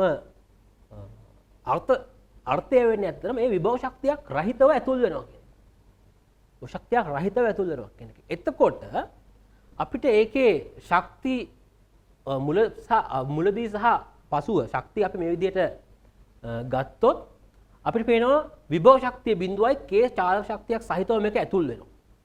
එතනින් පස්සේ නව චාලක ශක්තිය K ඩෑෂ් එකට එකතු වෙනවා විභව ශක්තිය V. එතනින් පස්සේ K ඩෑෂ් කියන අගය අපිට මෙහෙම සකස් කරගන්න පුළුවන්. එතනින් පස්සේ අපි ඩි බ්‍රොග්ලි තරංගායාමයේ සමීකරණය හරහා අපි චාලක ශක්තිය සහ ගම්ම්‍යතාවය අතර මේ සම්බන්ධය ගොඩනගා ගන්න අපිට හුරු පුරුදු සම්බන්ධතාවයක්. ඒ සම්බන්ධතාවය යොදාගෙන ඇත්තටම අපි මුල් අවස්ථාව සඳහා තරංග ආයාමය සහ චාලක ශක්තිය අතර මේ සම්බන්ධය ලබා ගන්නවා. ඒ වගේම අපි ශක්ති සංස්ථිතියේදීමෙන් අපි පසු අවස්ථාවේ චාලක ශක්තිය මෙන්න මේ ලැම්ඩා ඩෑෂ් කියන අගයට සමාන බව අපි හොයාගෙන තියෙනවා. ඒ අවස්ථා දෙකේ අනුලෝම සමානුපාතිකත්වයන් දෙක එතනම බෙදීම හරහා අපිට නව තරංග ආයාමය සඳහා මේ පිළිතුර ලබා ගන්න පුළුවන්. එතන මේකත් මම කලින් සාකච්ඡා තාප විකිරණයේ පාඩමෙන් සාකච්ඡා කළා වගේම අපි සමානුපාතිකත්වය අඳුනා ගැනීම හරහා ඒ සමානුපාතිකත්ව දෙක බෙදීමෙන් ඇත්තටම සරලවම අපිට අවශ්‍ය කරන සමීකරණය අවශ්‍ය කරලා තියෙන පිළිතුරට යන්න පුළුවන්. එතනින් පස්සේ ඇත්තටම අපි මේ විකිරණශීලීතාවය සම්බන්ධයෙන් සාකච්ඡා කරනවා. ඒ විකිරණශීලීතාවය සාකච්ඡා කරද්දී අපි මේ විදිහේ ගණන් ඇත්තටම අපි නිතරම දකිනවා. ඒ වගේම අපි කාබන් කාල නිර්ණය සම්බන්ධයෙන් කතා කරනවා. සක්‍රියතාවය සම්බන්ධයෙන් කතා කරනවා. ඊටාම බහුලව අපිට ප්‍රශ්න පත්‍රය තුල දැක ගන්න ලැබෙන ගණන් තමයි මේ විදිහේ විකිරණශීලී මූලද්‍රව්‍ය ස්ථායි මූලද්‍රව්‍ය බවට පත්වීම. ඔව් මේ වර්ගයේ ගණන් වලදී අතර මේ වගේ වර්ගයේ ගණන් වලදීත් අපි කාබන් කාල නිර්ණයේදීත් කතා කරන්න අවශ්‍යයි මොකද්ද මේ සක්‍රියතාවය පෘථග්කරණය කියලා කියන්නේ මොකද්ද කියලා. දැන් මේ වගේ ගණන් වලදී අපිට සරලවම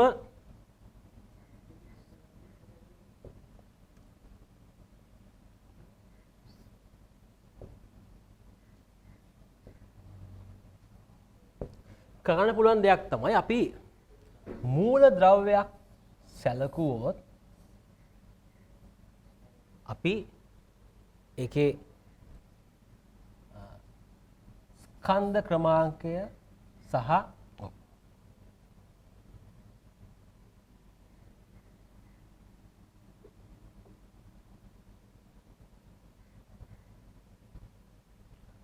මූලද්‍රව්‍යයක් සැලකුවොත් අපි ඒකේ ස්කන්ධ ක්‍රමාංකය සහ පරමාණුක ක්‍රමාංකය කියන කාරණා දෙක හරිම තීරණාත්මකයි.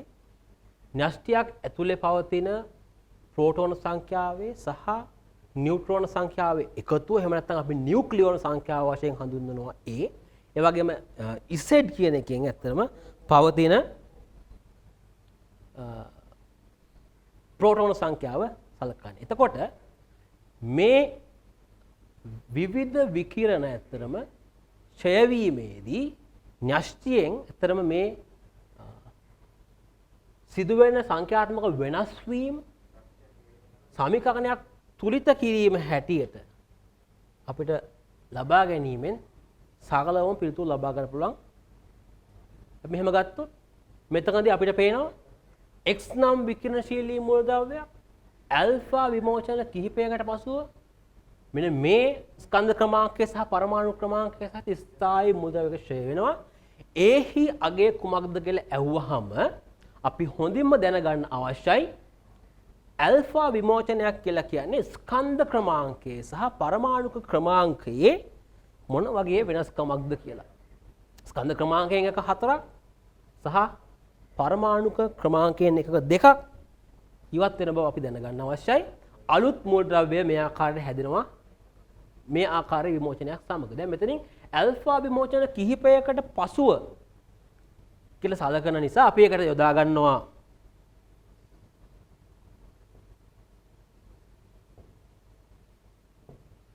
ඇල්ෆා විමෝචන කිහිපයකට පසුව කියන නිසා අපි ඒකට y කියලා විචල්‍යයක් යොදාගෙන පරමාණුක ක්‍රමාංක සහ ස්කන්ධ ක්‍රමාංක තුලනය කිරීමකට යනවා. එතනදී මෙන්න මේ මූලද්‍රව්‍ය මේ ස්ථායි මූලද්‍රව්‍ය හැදෙනවා කියලා කියන නිසා අපි මේ විදිහට ඒ ලියනවා සහ යම් ප්‍රමාණයක් ඇල්ෆා අංශු විමෝචන වෙලා තියෙනවා. එතනින් අපිට පේනවා අපි ස්කන්ධ ක්‍රමාංකය තුලනය කළොත් අපිට y සඳහා අගය පහසුවෙන්ම ලබා ගන්න පුළුවන්. ඒ සඳහා ලියන සමීකරණය මෙන්න මේ සමීකරණේ අපිට y සඳහා අගය ලබා ගන්න පුළුවන්. ඒ y සඳහා ලැබෙන අගය නැවත මේ සමීකරණයට ආදේශ කිරීම ඇතුලේ අපිට ඒහි අගය පහසුවෙන්ම ලබා ගන්න පුළුවන්.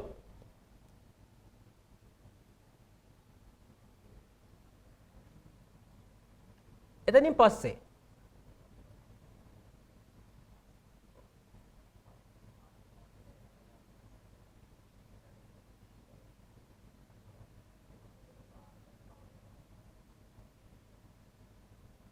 ඊළඟකදී අහනවා විකිරණශීලී ක්ෂය වීම කිහිපයකට පසුව මෙන්න මේ ස්කන්ධ ක්‍රමාංකයේ පරමාණු ක්‍රමාංක සහිත විකිරණශීලී මූලද්‍රව්‍ය ස්ථායි මේ මූලද්‍රව්‍යයට බවට පත් වෙනවා. මෙම ක්ෂය වීම වලදී විමෝචනය කරන ලබන ඇල්ෆා සහ බීටා අංශු සංඛ්‍යාව කොපමණද? බීටා අංශුවක් කියන එක අපි සැලකුවොත් ධන ආරෝපණය සහිත බීටා අංශු සහ ඍණ ආරෝපණය සහිත බීටා අංශු අපි දෙකම සලකනවා. එතන සාමාන්‍ය ඍණ ආරෝපණයක් සහිත අංශුවක් සාමාන්‍ය අපි බීටා අංශුවක් කියලා කොහොම සලකන්නේ? ඒක නිසා අපි ඇල්ෆා සහ බීටා අංශු දෙවර්ගයම ගැන අහන නිසා නැවත වතාවක් සමීකරණය සකස් කර ගන්නවා. යම් ඇල්ෆා අංශු සංඛ්‍යාවක් සහ යම් බීටා අංශු සංඛ්‍යාවක් විමෝචනය වීමක් හැටියට හැදෙන මූලද්‍රව්‍ය මේකයි, ආරම්භක මූලද්‍රව්‍ය මේකයි. ස්කන්ධ ක්‍රමාංකය තුලනය කිරීමෙන් සහ ස්කන්ධ ක්‍රමාංකය තුලනය කිරීමෙන් ඇත්තටම අපිට x සඳහා අගය සකලවම පේනවා 232 සමාන වෙන්නේ 4 වරක් x සහ මේ 208. මොකද ස්කන්ධ ක්‍රමාංකය බිඳුව වන නිසා බීටා අංශුවක එයාගේ අවශ්‍ය වෙන්නේ. ඒක නිසා x සොයා ගැනීමට පහසු වෙන්නේ ඒ සමීකරණය හරහා. ඒ අගය ආදේශ කිරීමෙන් මෙතනදී ඔයගලන්ට y සඳහා අවශ්‍ය අගය ලබා ගන්න පුළුවන්. එතනින් පස්සේ අතර අපේ සක්‍රියතාවය සහ විකිරණශීලීතාවය සම්බන්ධයෙන් කෙටි පැහැදිලි කිරීමක් කරනවා නම් එන කතා කරද්දී යම් විකිරණශීල මූලද්‍රව්‍යයක් ගත්තොත් ඒ විකිරණශීල මූලද්‍රව්‍යයේ පවතින පරමාණු වල න්‍යෂ්ටීන්ගෙන් අර මම කලින් සඳහන් කරපු ආකාරයට න්‍යෂ්ටික විකිරණ අංශු විමෝචනය වීම නිසා වඩා සක්‍රීය වඩා ස්ථායි න්‍යෂ්ටි බවට පත්වීම ඇත්තටම විකිරණශීලී පෘථක්කරණය වශයෙන් හැඳින්වෙනවා. එතකොට අපි මේ මුලින් තියෙන විකිරණශීලී න්‍යෂ්ටි සහිත පරමාණු අපි මාතෘ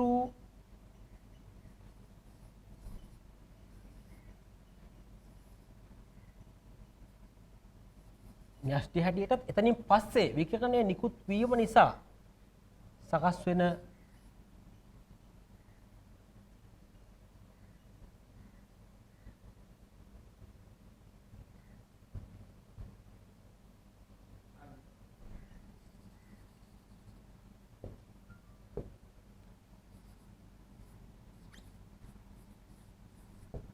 න්‍යෂ්ටි හැටියටත් සලකනවා. දැන් සාමාන්‍යයෙන් මේ ක්‍රියාවලිය සිද්ධ වෙනකොට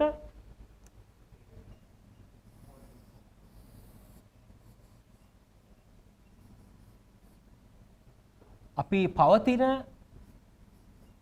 න්‍යෂ්ටි සංඛ්‍යාව වතුර න්‍යෂ්ටි සංඛ්‍යාව සමග කාලය අපි ප්‍රස්ථාරගත කරගත්තොත් මේ ආකාරයට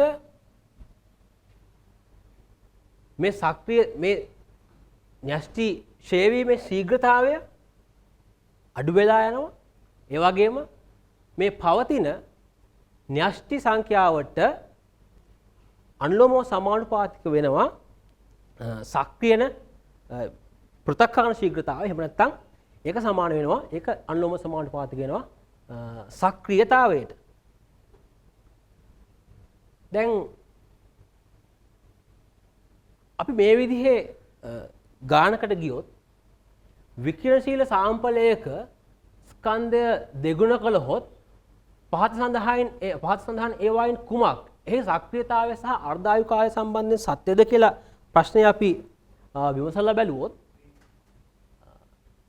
අර්ධායු කාලය කියන එක ඇත්තටම ඒ පරමාණු සම්බන්ධ ඒ පරමාණු වල විකිරණශීලීතාවය සම්බන්ධ දෙයක්. ඒක අපි ද්‍රව්‍ය ප්‍රමාණය හරහා වෙනස් කරන්න පුළුවන් දෙයක් නෙමෙයි. නමුත් අපි අර සාකච්ඡා කරපු විදිහට ආරම්භක සාම්පලයේ පවතින පරමාණු ප්‍රමාණය, ඒ කියන්නේ ස්කන්ධය පැහැදිලිවම සක්‍රියතාවය කෙරෙහි බලපානවා.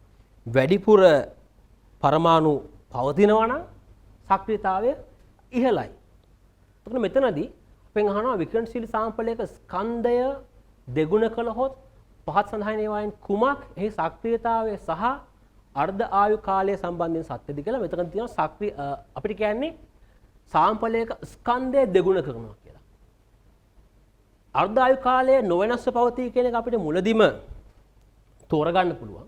ඒ වගේම ස්කන්ධය දෙගුණ කිරීම නිසා සක්‍රියතාවය වැඩි වේ කියන වගණය සහිත මේ වගණය අපිට තෝරා ගැනීම හැකියාව තියෙනවා. එතනින් පස්සේ අපෙන් අහනවා සඳහන් කරපු මේ විකිරණශීලීතාවයේ තාම වැදගත් ප්‍රයෝජනයක් වගේම ප්‍රායෝගිකව අපි එක භාවිතා කරන අවස්ථාවක් තමයි කාබන් කාල නිර්ණය කියලා කියන්නේ. යම් කිසි පොසිලයක යම් කිසි පැගණි භාණ්ඩයක වයස සොයා ගැනීම සම්බන්ධයෙන් තාම වැදගත් වෙනවා මේ විකිරණශීලීතාවය. දැන් අපි ගත්තොත් මේ සම්බන්ධයෙන් සාකච්ඡා කළොත් අර්ධායු කාලය සම්බන්ධයෙන් කෙටි පැහැදිලි කිරීමක් එතනදී කරන්න පුළුවන් වෙනවා.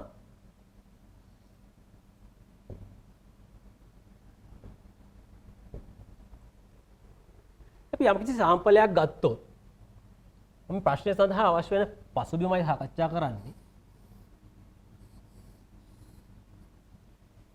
මේකේ පවතින විකිරණශීලී මේ මූලද්‍රව්‍යයක සාම්පලයක් මේකේ පවතින න්‍යෂ්ටීන් මාතෘ න්‍යෂ්ටීන් හරි අඩක් ස්ථායී භාවයට පත්වෙන්න න්‍යෂ්ටික න්‍යෂ්ටියෙන් මේ විකිරණ ඉවත් වෙලා ස්ථායී න්‍යෂ්ටි බවට පත්වෙන්න ගත වෙන්න මෙන්න මේ එක කාලයක් අතරම අපි අර්ධ ආයු කාල එකක් හැටියට සලකනවා. එතනින් පස්සේ අපි ආයි ගත්තොත් මේ ප්‍රමාණය මේ පවතින ප්‍රමාණය අතරම නැවත අර්ධයක් බවට පත්වෙන්න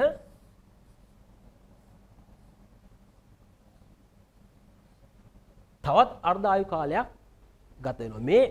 මේ ආකාරයට ඇත්තටම සිද්ධ වුණායින් පස්සේ අපි යම්කිසි පොසිලයක් හෝ යම්කිසි මම අර කිව්වත් වගේ පැගණි භාණ්ඩයක් අපිට ලැබුණාම අපිට පුළුවන් දැන් විවිධ තාක්ෂණික උපකරණ තියෙනවා මේකෙන් නිකුත් වෙන විකිරණය එහෙම නැත්නම් මේකේ සක්‍රියතාවය ගණනය කර ගැනීම සඳහා. එතකොට සක්‍රියතාවය පවතින විකිරණශීලී මූලද්‍රව්‍ය පරමාණු ගණනට අනුලෝම සමානුපාතික නම් අපිට ඒ හරහා අදහසක් ලබා ගන්න පුළුවන් කොපමණ ප්‍රමාණයක් මේ සාම්පලයේ මූලද්‍රව්‍ය පරමාණු දූහිතෘ න්‍යෂ්ටි බවට පත් වෙලා ඒ කියන්නේ විකිරණය සිද්ධ වෙලා තියෙනවද කියන එක. ඒ හරහා අපිට ඇත්තටම අර්ධ ආයු කාල කීයක් ආසන්න වශයෙන් ගත වෙලා තියෙනවද කියන ගණනය කිරීම කරගන්න පුළුවන්. ඒ සඳහා අපි ඒ වර්ගයේම සාම්පලයක ඒ වර්ගයේම ද්‍රව්‍යයක මේ මොහොතේ ලබා ගන්න අලුත් සාම්පලයක සක්‍රියතාවය අර විදිහටම ගණනය කර ගැනීම හරහා අපිට මුලින් පැවතිය යුතුව තිබූ සක්‍රියතාවය හොයාගන්න පුළුවන්. ඒ හරහා මේ ගණනය කිරීම කරන්න පුළුවන්. දැන් මෙතනදී එහෙනම් පුරාවිද්‍යාඥයෙකු විසින් පැගණි ලී ආයුධයකින් කාබන් මිලිග්‍රෑම් 100ක් නිස්සාරණය කරන ලද අතර එය සජීවී ගසකින් නිස්සාරණය කරන ලද මම කලින් කිව්වත් වගේ අපි අලුතෙන් ලබා ගන්න සාම්පලය මෙන් 4න් එකක් විකිරණශීලී බව සොයා ගන්නා ලදී. කාබන් 14හි අර්ධ ආයු කාලය අවුරුදු 5730යි. ලී ආයුධයේ කොපමණ පැගණිද? දැන් මෙතනදී පැහැදිලි විකිරණශීලීතාවය 4න් එකක් බවට පත් වෙලා තියෙනවා නම් ඒකේ අර්ථය වෙන්නේ ඇත්තටම මුලින් පැවතිච්ච පරමාණු කියන්නේ විකිරණශීලී පරමාණු වලින් න්‍යෂ්ටි වලින් 4න් 3ක්ම විකිරණශීලී කියන්නේ පෘථග්කරණය වෙලා දැන් ඉතුරු වෙලා පවතින්නේ ඇත්තටම 4න් 1යි කියන එක.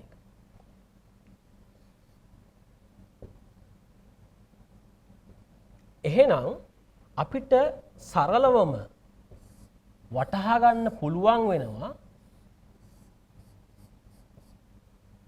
අර්ධ ආයු කාල කීයක් නම් ගත වෙලා තියෙනවද කියලා. දැන් පවතින්නේ 4න් එකක් නම් එක අර්ධ ආයු කාලයක් ගත වෙලා තියෙනවා අර්ධයකින් ඉඳන් 4න් එකක් බවට පත් වෙන්න. ඒ වගේම සම්පූර්ණ සාම්පලය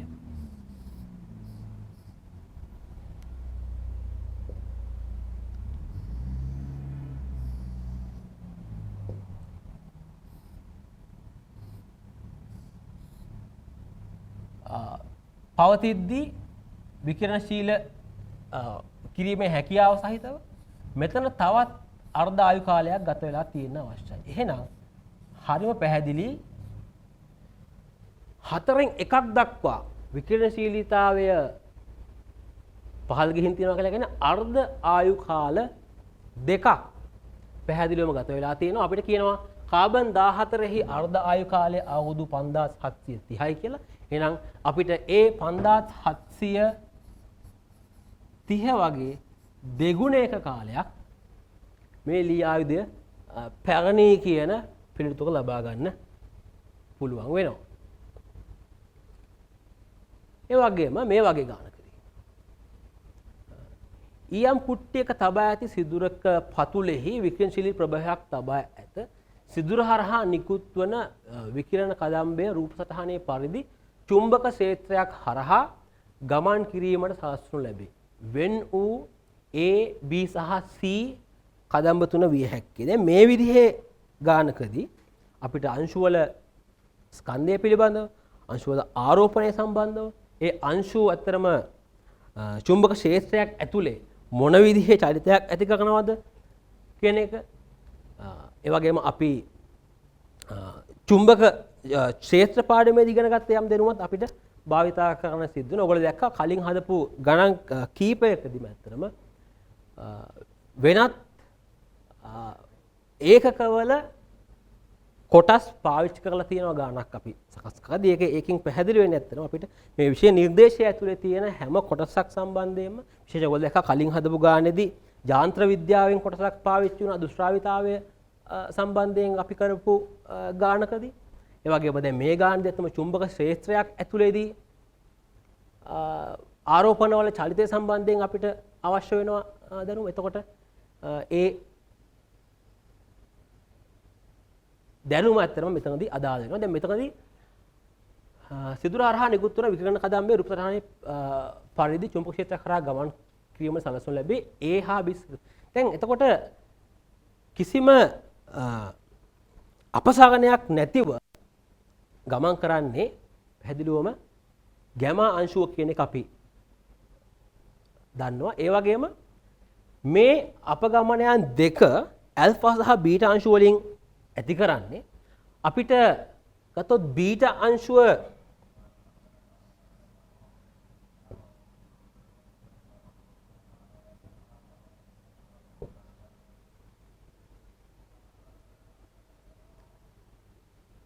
එතකදී චුම්බක උතුරක් සහ චුම්බක දකුණක් පවතින. අපි ගත්තොත් බීටා අංශුව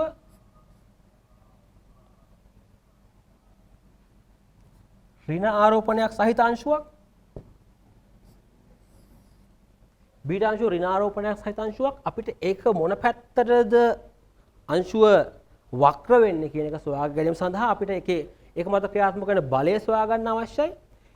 එතනදී ඇත්තටම අපි වමත් නියමය පාවිච්චි කරනවා. ඒ වමත් නියමය පාවිච්චි කරද්දී අපි මේ විදිහට ක්ෂේත්‍රය පවතින්නේ මේ දිශාවට. ඒ වගේම මේක චලනය වෙන්නේ ඉහළට. කොයි පැත්තටද බලය ඇති වෙන්නේ කියන එක වමත් නියමයේ ආශ්‍රයෙන් අපිට යොදන්න පුළුවන්.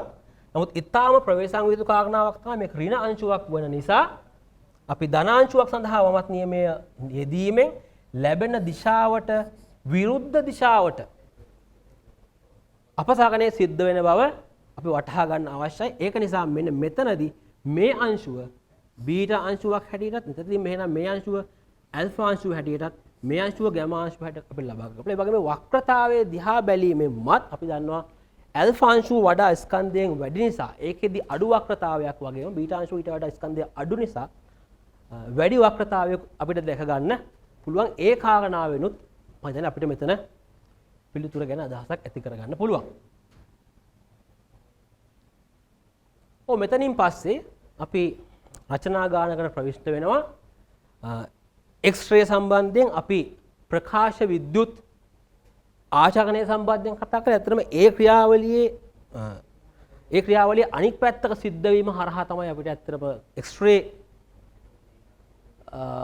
කිරණ නිකුත් වීම සම්බන්ධයෙන් සාකච්ඡා කරන්න පුළුවන්. අපි කලින් සාකච්ඡා කළා ලෝහයක් මතට ආලෝකය ෆෝටෝන හැටියට පතනය වෙන නිසා ඉලෙක්ට්‍රෝන මුක්ත වීම සම්බන්ධයෙන් අපි මෙතනදී ඉලෙක්ට්‍රෝන ඇනෝඩයක් මත පතිත කරවීම හරහා නිදහස් කරන ශක්තිය එක්ස්රේ කිරණයක් පිටවීම හැටියට ඒ ක්‍රියාවලියම අනික් පැත්තට ක්‍රියාවලිය සිද්ධ කරගන්නවා. දැන් අපි මෙතන බැලුවොත් රූප පෙන්වා ඇත්තේ එක්ස් කිරණ නලයක දල සටහනකි. ඒ සහ B ලෙස ලකුණු කර ඇති කොටස් නම් කරන්න කියලා කිව්වම අපිට ඒක විවිධ නම් පාවිච්චි කරන්න පුළුවන්. මෙතනදී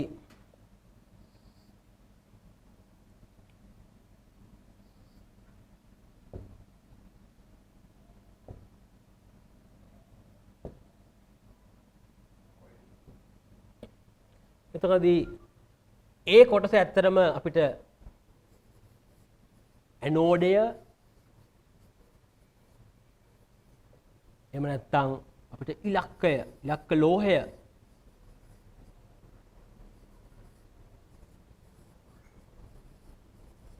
කියන එක හඳුන්වන්නත් පුළුවන්. ඒ වගේම B වශයෙන් හැඳින්වෙන්නේ කැතෝඩයයි. එහෙම නැත්නම් අපිට ඒක සූත්‍රිකාව ලෙසත් හඳුන්වන්න පුළුවන්. ඊට පස්සේ රූපේ සලකුණු කර ඇති D කොටස නම් කර ඒ භාවිතා කිරීමේ අරමුණ. D කොටස කියන්නේ මේ සූත්‍රිකාව සඳහා ලබා දෙන සූත්‍රිකාව රත් කිරීම සඳහා ලබා දෙන විභවාන්තරය. එතනින් සිද්ධ කරන්නේ මේ සූත්‍රිකාව රත් කිරීම හරහා ඇත්තටම ඉලෙක්ට්‍රෝන මුක්ත වෙනවා. ඒ ඉලෙක්ට්‍රෝන මේ ඉලක්ක ලෝහයේ ගැටීම හරහා අපිට X කිරණය මුක්ත කරගන්න පුළුවන් වෙනවා. රූපේ සලකුණු කර ඇති C කොටස අපිට ඉලෙක්ට්‍රෝන ත්වරණය කර ගැනීම සඳහා අධික විභවාන්තරයකින් සහිත ප්‍රභවය. ඒක අරමුණ ඇත්තටම මේ සූත්‍රිකාව රත් කිරීම හරහා අපි මුක්ත කරගන්න මේ ඉලෙක්ට්‍රෝන ඉහළ වේගයකින් ත්වරණය කළා මේ ඇනෝඩය මත ගැටෙන්න සැලැස්වීම. ඇත්තටම X කිරණ නිපදවන්නේ කෙසේදයි පැහැදිලි කරන්න කියන එකද අපිට කියන්න පුළුවන්. මේ සූත්‍රිකාව රත් කිරීම හරහා මුක්ත කරන ඉලෙක්ට්‍රෝන මේ විභවාන්තරය හරහා ත්වරණය කිරීමෙන් ඇනෝඩයේ ගැටීමට සලස්වා X කිරණ මුක්ත කර ගැනීමට හැකි කියන කාරණා. ඒ වගේම රික්තනය කරන ලද නලයක් භාවිතා කිරීමට හේතුවක් තමයි මේ රික්තනය කිරීමෙන් ඇත්තටම පවතින අනිකුත් වාතාංශ ඉවත් කිරීම හරහා පරමාණු ඉවත් කිරීම හරහා ගැටීම් ඉවත් කරගන්න පුළුවන්. ඒ හරහා මේ ඉලෙක්ට්‍රෝන වල ශක්තිය හානි වීම ඇනෝඩය දක්වා ගමන් කිරීමේදී සිදුවන ශක්ති හානිය අපිට නැති කර ගැනීමේ අවස්ථාව ලැබෙනවා.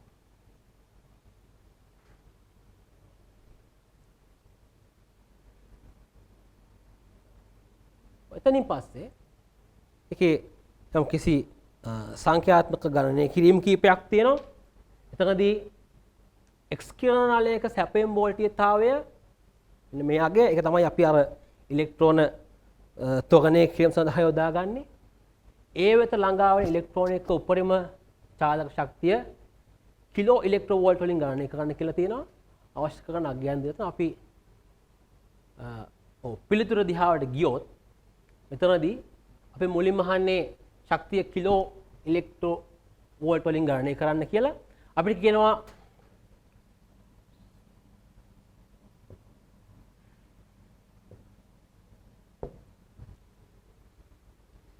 සැපෙන් වෝල්ටීයතාවය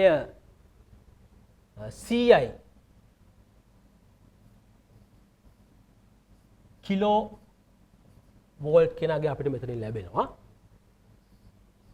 අපිට ලබා ගන්න කියන්නේ කිලෝ ඉලෙක්ට්‍රෝ වෝල්ට් වලින් නිසා ඇත්තට මේ අගය අපි කිලෝ බවට පත් කරන මේ ස්ථානයේදීම ඒ වගේම ඉලෙක්ට්‍රෝන එක ආරෝපණයේ E හැටියටම සලකා ගැනීමෙන් අපිට මේ පිළිතුර සරලවම ලබා ගන්න පුළුවන්. එතනින් පස්සේ ඉහත ගණනය කළ උපරිම චාලක ශක්තිය රැගත් ඉලෙක්ට්‍රෝන ඒ ශක්තියෙන් අර්ධයක් වැය කොට X කිරණ ෆෝටෝනයක් නිපදවන අතර ඉතිරි ශක්තිය සම්පූර්ණයෙන්ම අවශෝෂණය කරගනී. අවශෝෂණය කරන ශක්තියට කුමක් සිදු වේදයි. ඇත්තටම මේ ඉලෙක්ට්‍රෝන ඉලක්ක ලෝහය මත පතිත වීම නිසා විශාල තාපයක් ජනනය වෙනවා. ඒ සඳහා ඒ ඇනෝඩේ රත් වීම සඳහා විශාල තාපයක් වැය වෙනවා. ඇත්තටම X කිරණ නලයක් සම්බන්ධයෙන් ගත්තොත් තවත් ප්‍රශ්නයක් අහන්න පුළුවන්. මේක ඇත්තටම නතර මේ රත් වීම නතර කර ගැනීම සඳහා විවිධ යාන්ත්‍රණයන් ක්‍රියාත්මකයි. මේ X කිරණ නලයක් තුල දැන් නවීන ක්‍රම භාවිතා වෙනවා. ඒ වගේම මේ ජල පහරක් ඇත්තටම නලයක් හරහා ගමන් කිරීමට සැලැස්වීම මේ ඇනෝඩේ රත් වීම මේ රත් වෙන තාපය ඉවත් කර ගැනීම සඳහා අපි ඇත්තටම එවැනි ක්‍රමවේදයක් පවා පාවිච්චි කරනවා. ඊට පස්සේ මෙතනදී ඉතිරි ශක්තිය සම්පූර්ණයෙන්ම අවශෝෂණය අපෙන් අහනවා අවශෝෂණය කරන ශක්තියට කුමක් සිදු වේද පැහැදිලි කරන්න. අවශෝෂණය කරන ශක්තියට ඇත්තටම ඇනෝඩය රත් වීමටයි වැය වෙන්නේ. ඒ වගේම ඉහත B2 කොටසේ නිපදවන X කිරණ ෆෝටෝනේ තරංග ආයාමයේ ගණනය කරන්න කියලා තියෙනවා. එතනදිත් ඇත්තටම මේ E සමාන HF සහ මෙතනදී C සමානයි F ලැම්ඩා කියන සූත්‍රයත් පාවිච්චි කරලා අපිට මේ සමීකරණ ලබා ගන්න පුළුවන්. පහසුවෙන්ම මේ තියෙන අගයන් ආදේශ කිරීම හරහා එතරම් ප්ලාන්ක් නියතයත් ආලෝකයේ වේගයත් ඉතින් පස්සේ මේ අපි මේ කොටසේදී හොයාගත්ත ශක්තියෙන් අතරම අර්ධයක් අපි යොදව ගන්න නිසා ඇත්තට මේක 50 විදිහට අපි ගන්නවා 1 කිලෝ නිසා අපි 10 දුරෙන් වැඩි කරනවා සහ ඉලෙක්ට්‍රෝ වෝල්ට් අපිට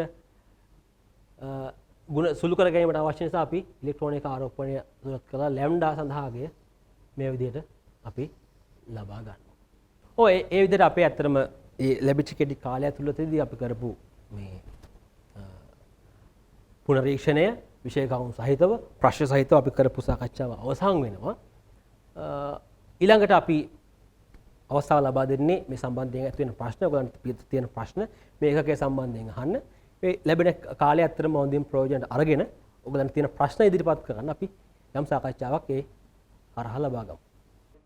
100% ඔබව සූදානම් කිරීම නෙස්ටමෝල්ඩ් බුද්ධි ප්‍රබෝධය මෙවර සම්මන්ත්‍රණ මාලාවෙත් අරමුණ බවට පත් වුණා. අද සම්මන්ත්‍රණයත් ඉතාම සාර්ථකව ඔබට කරුණු වටහා දෙන්නට අත්වැලක් වුණායි කියලා අපි විශ්වාස කරනවා. අද එකතු වුණු ගුරුතුමන්ට ඉතාමත් ස්තුතිවන්ත වෙනවා.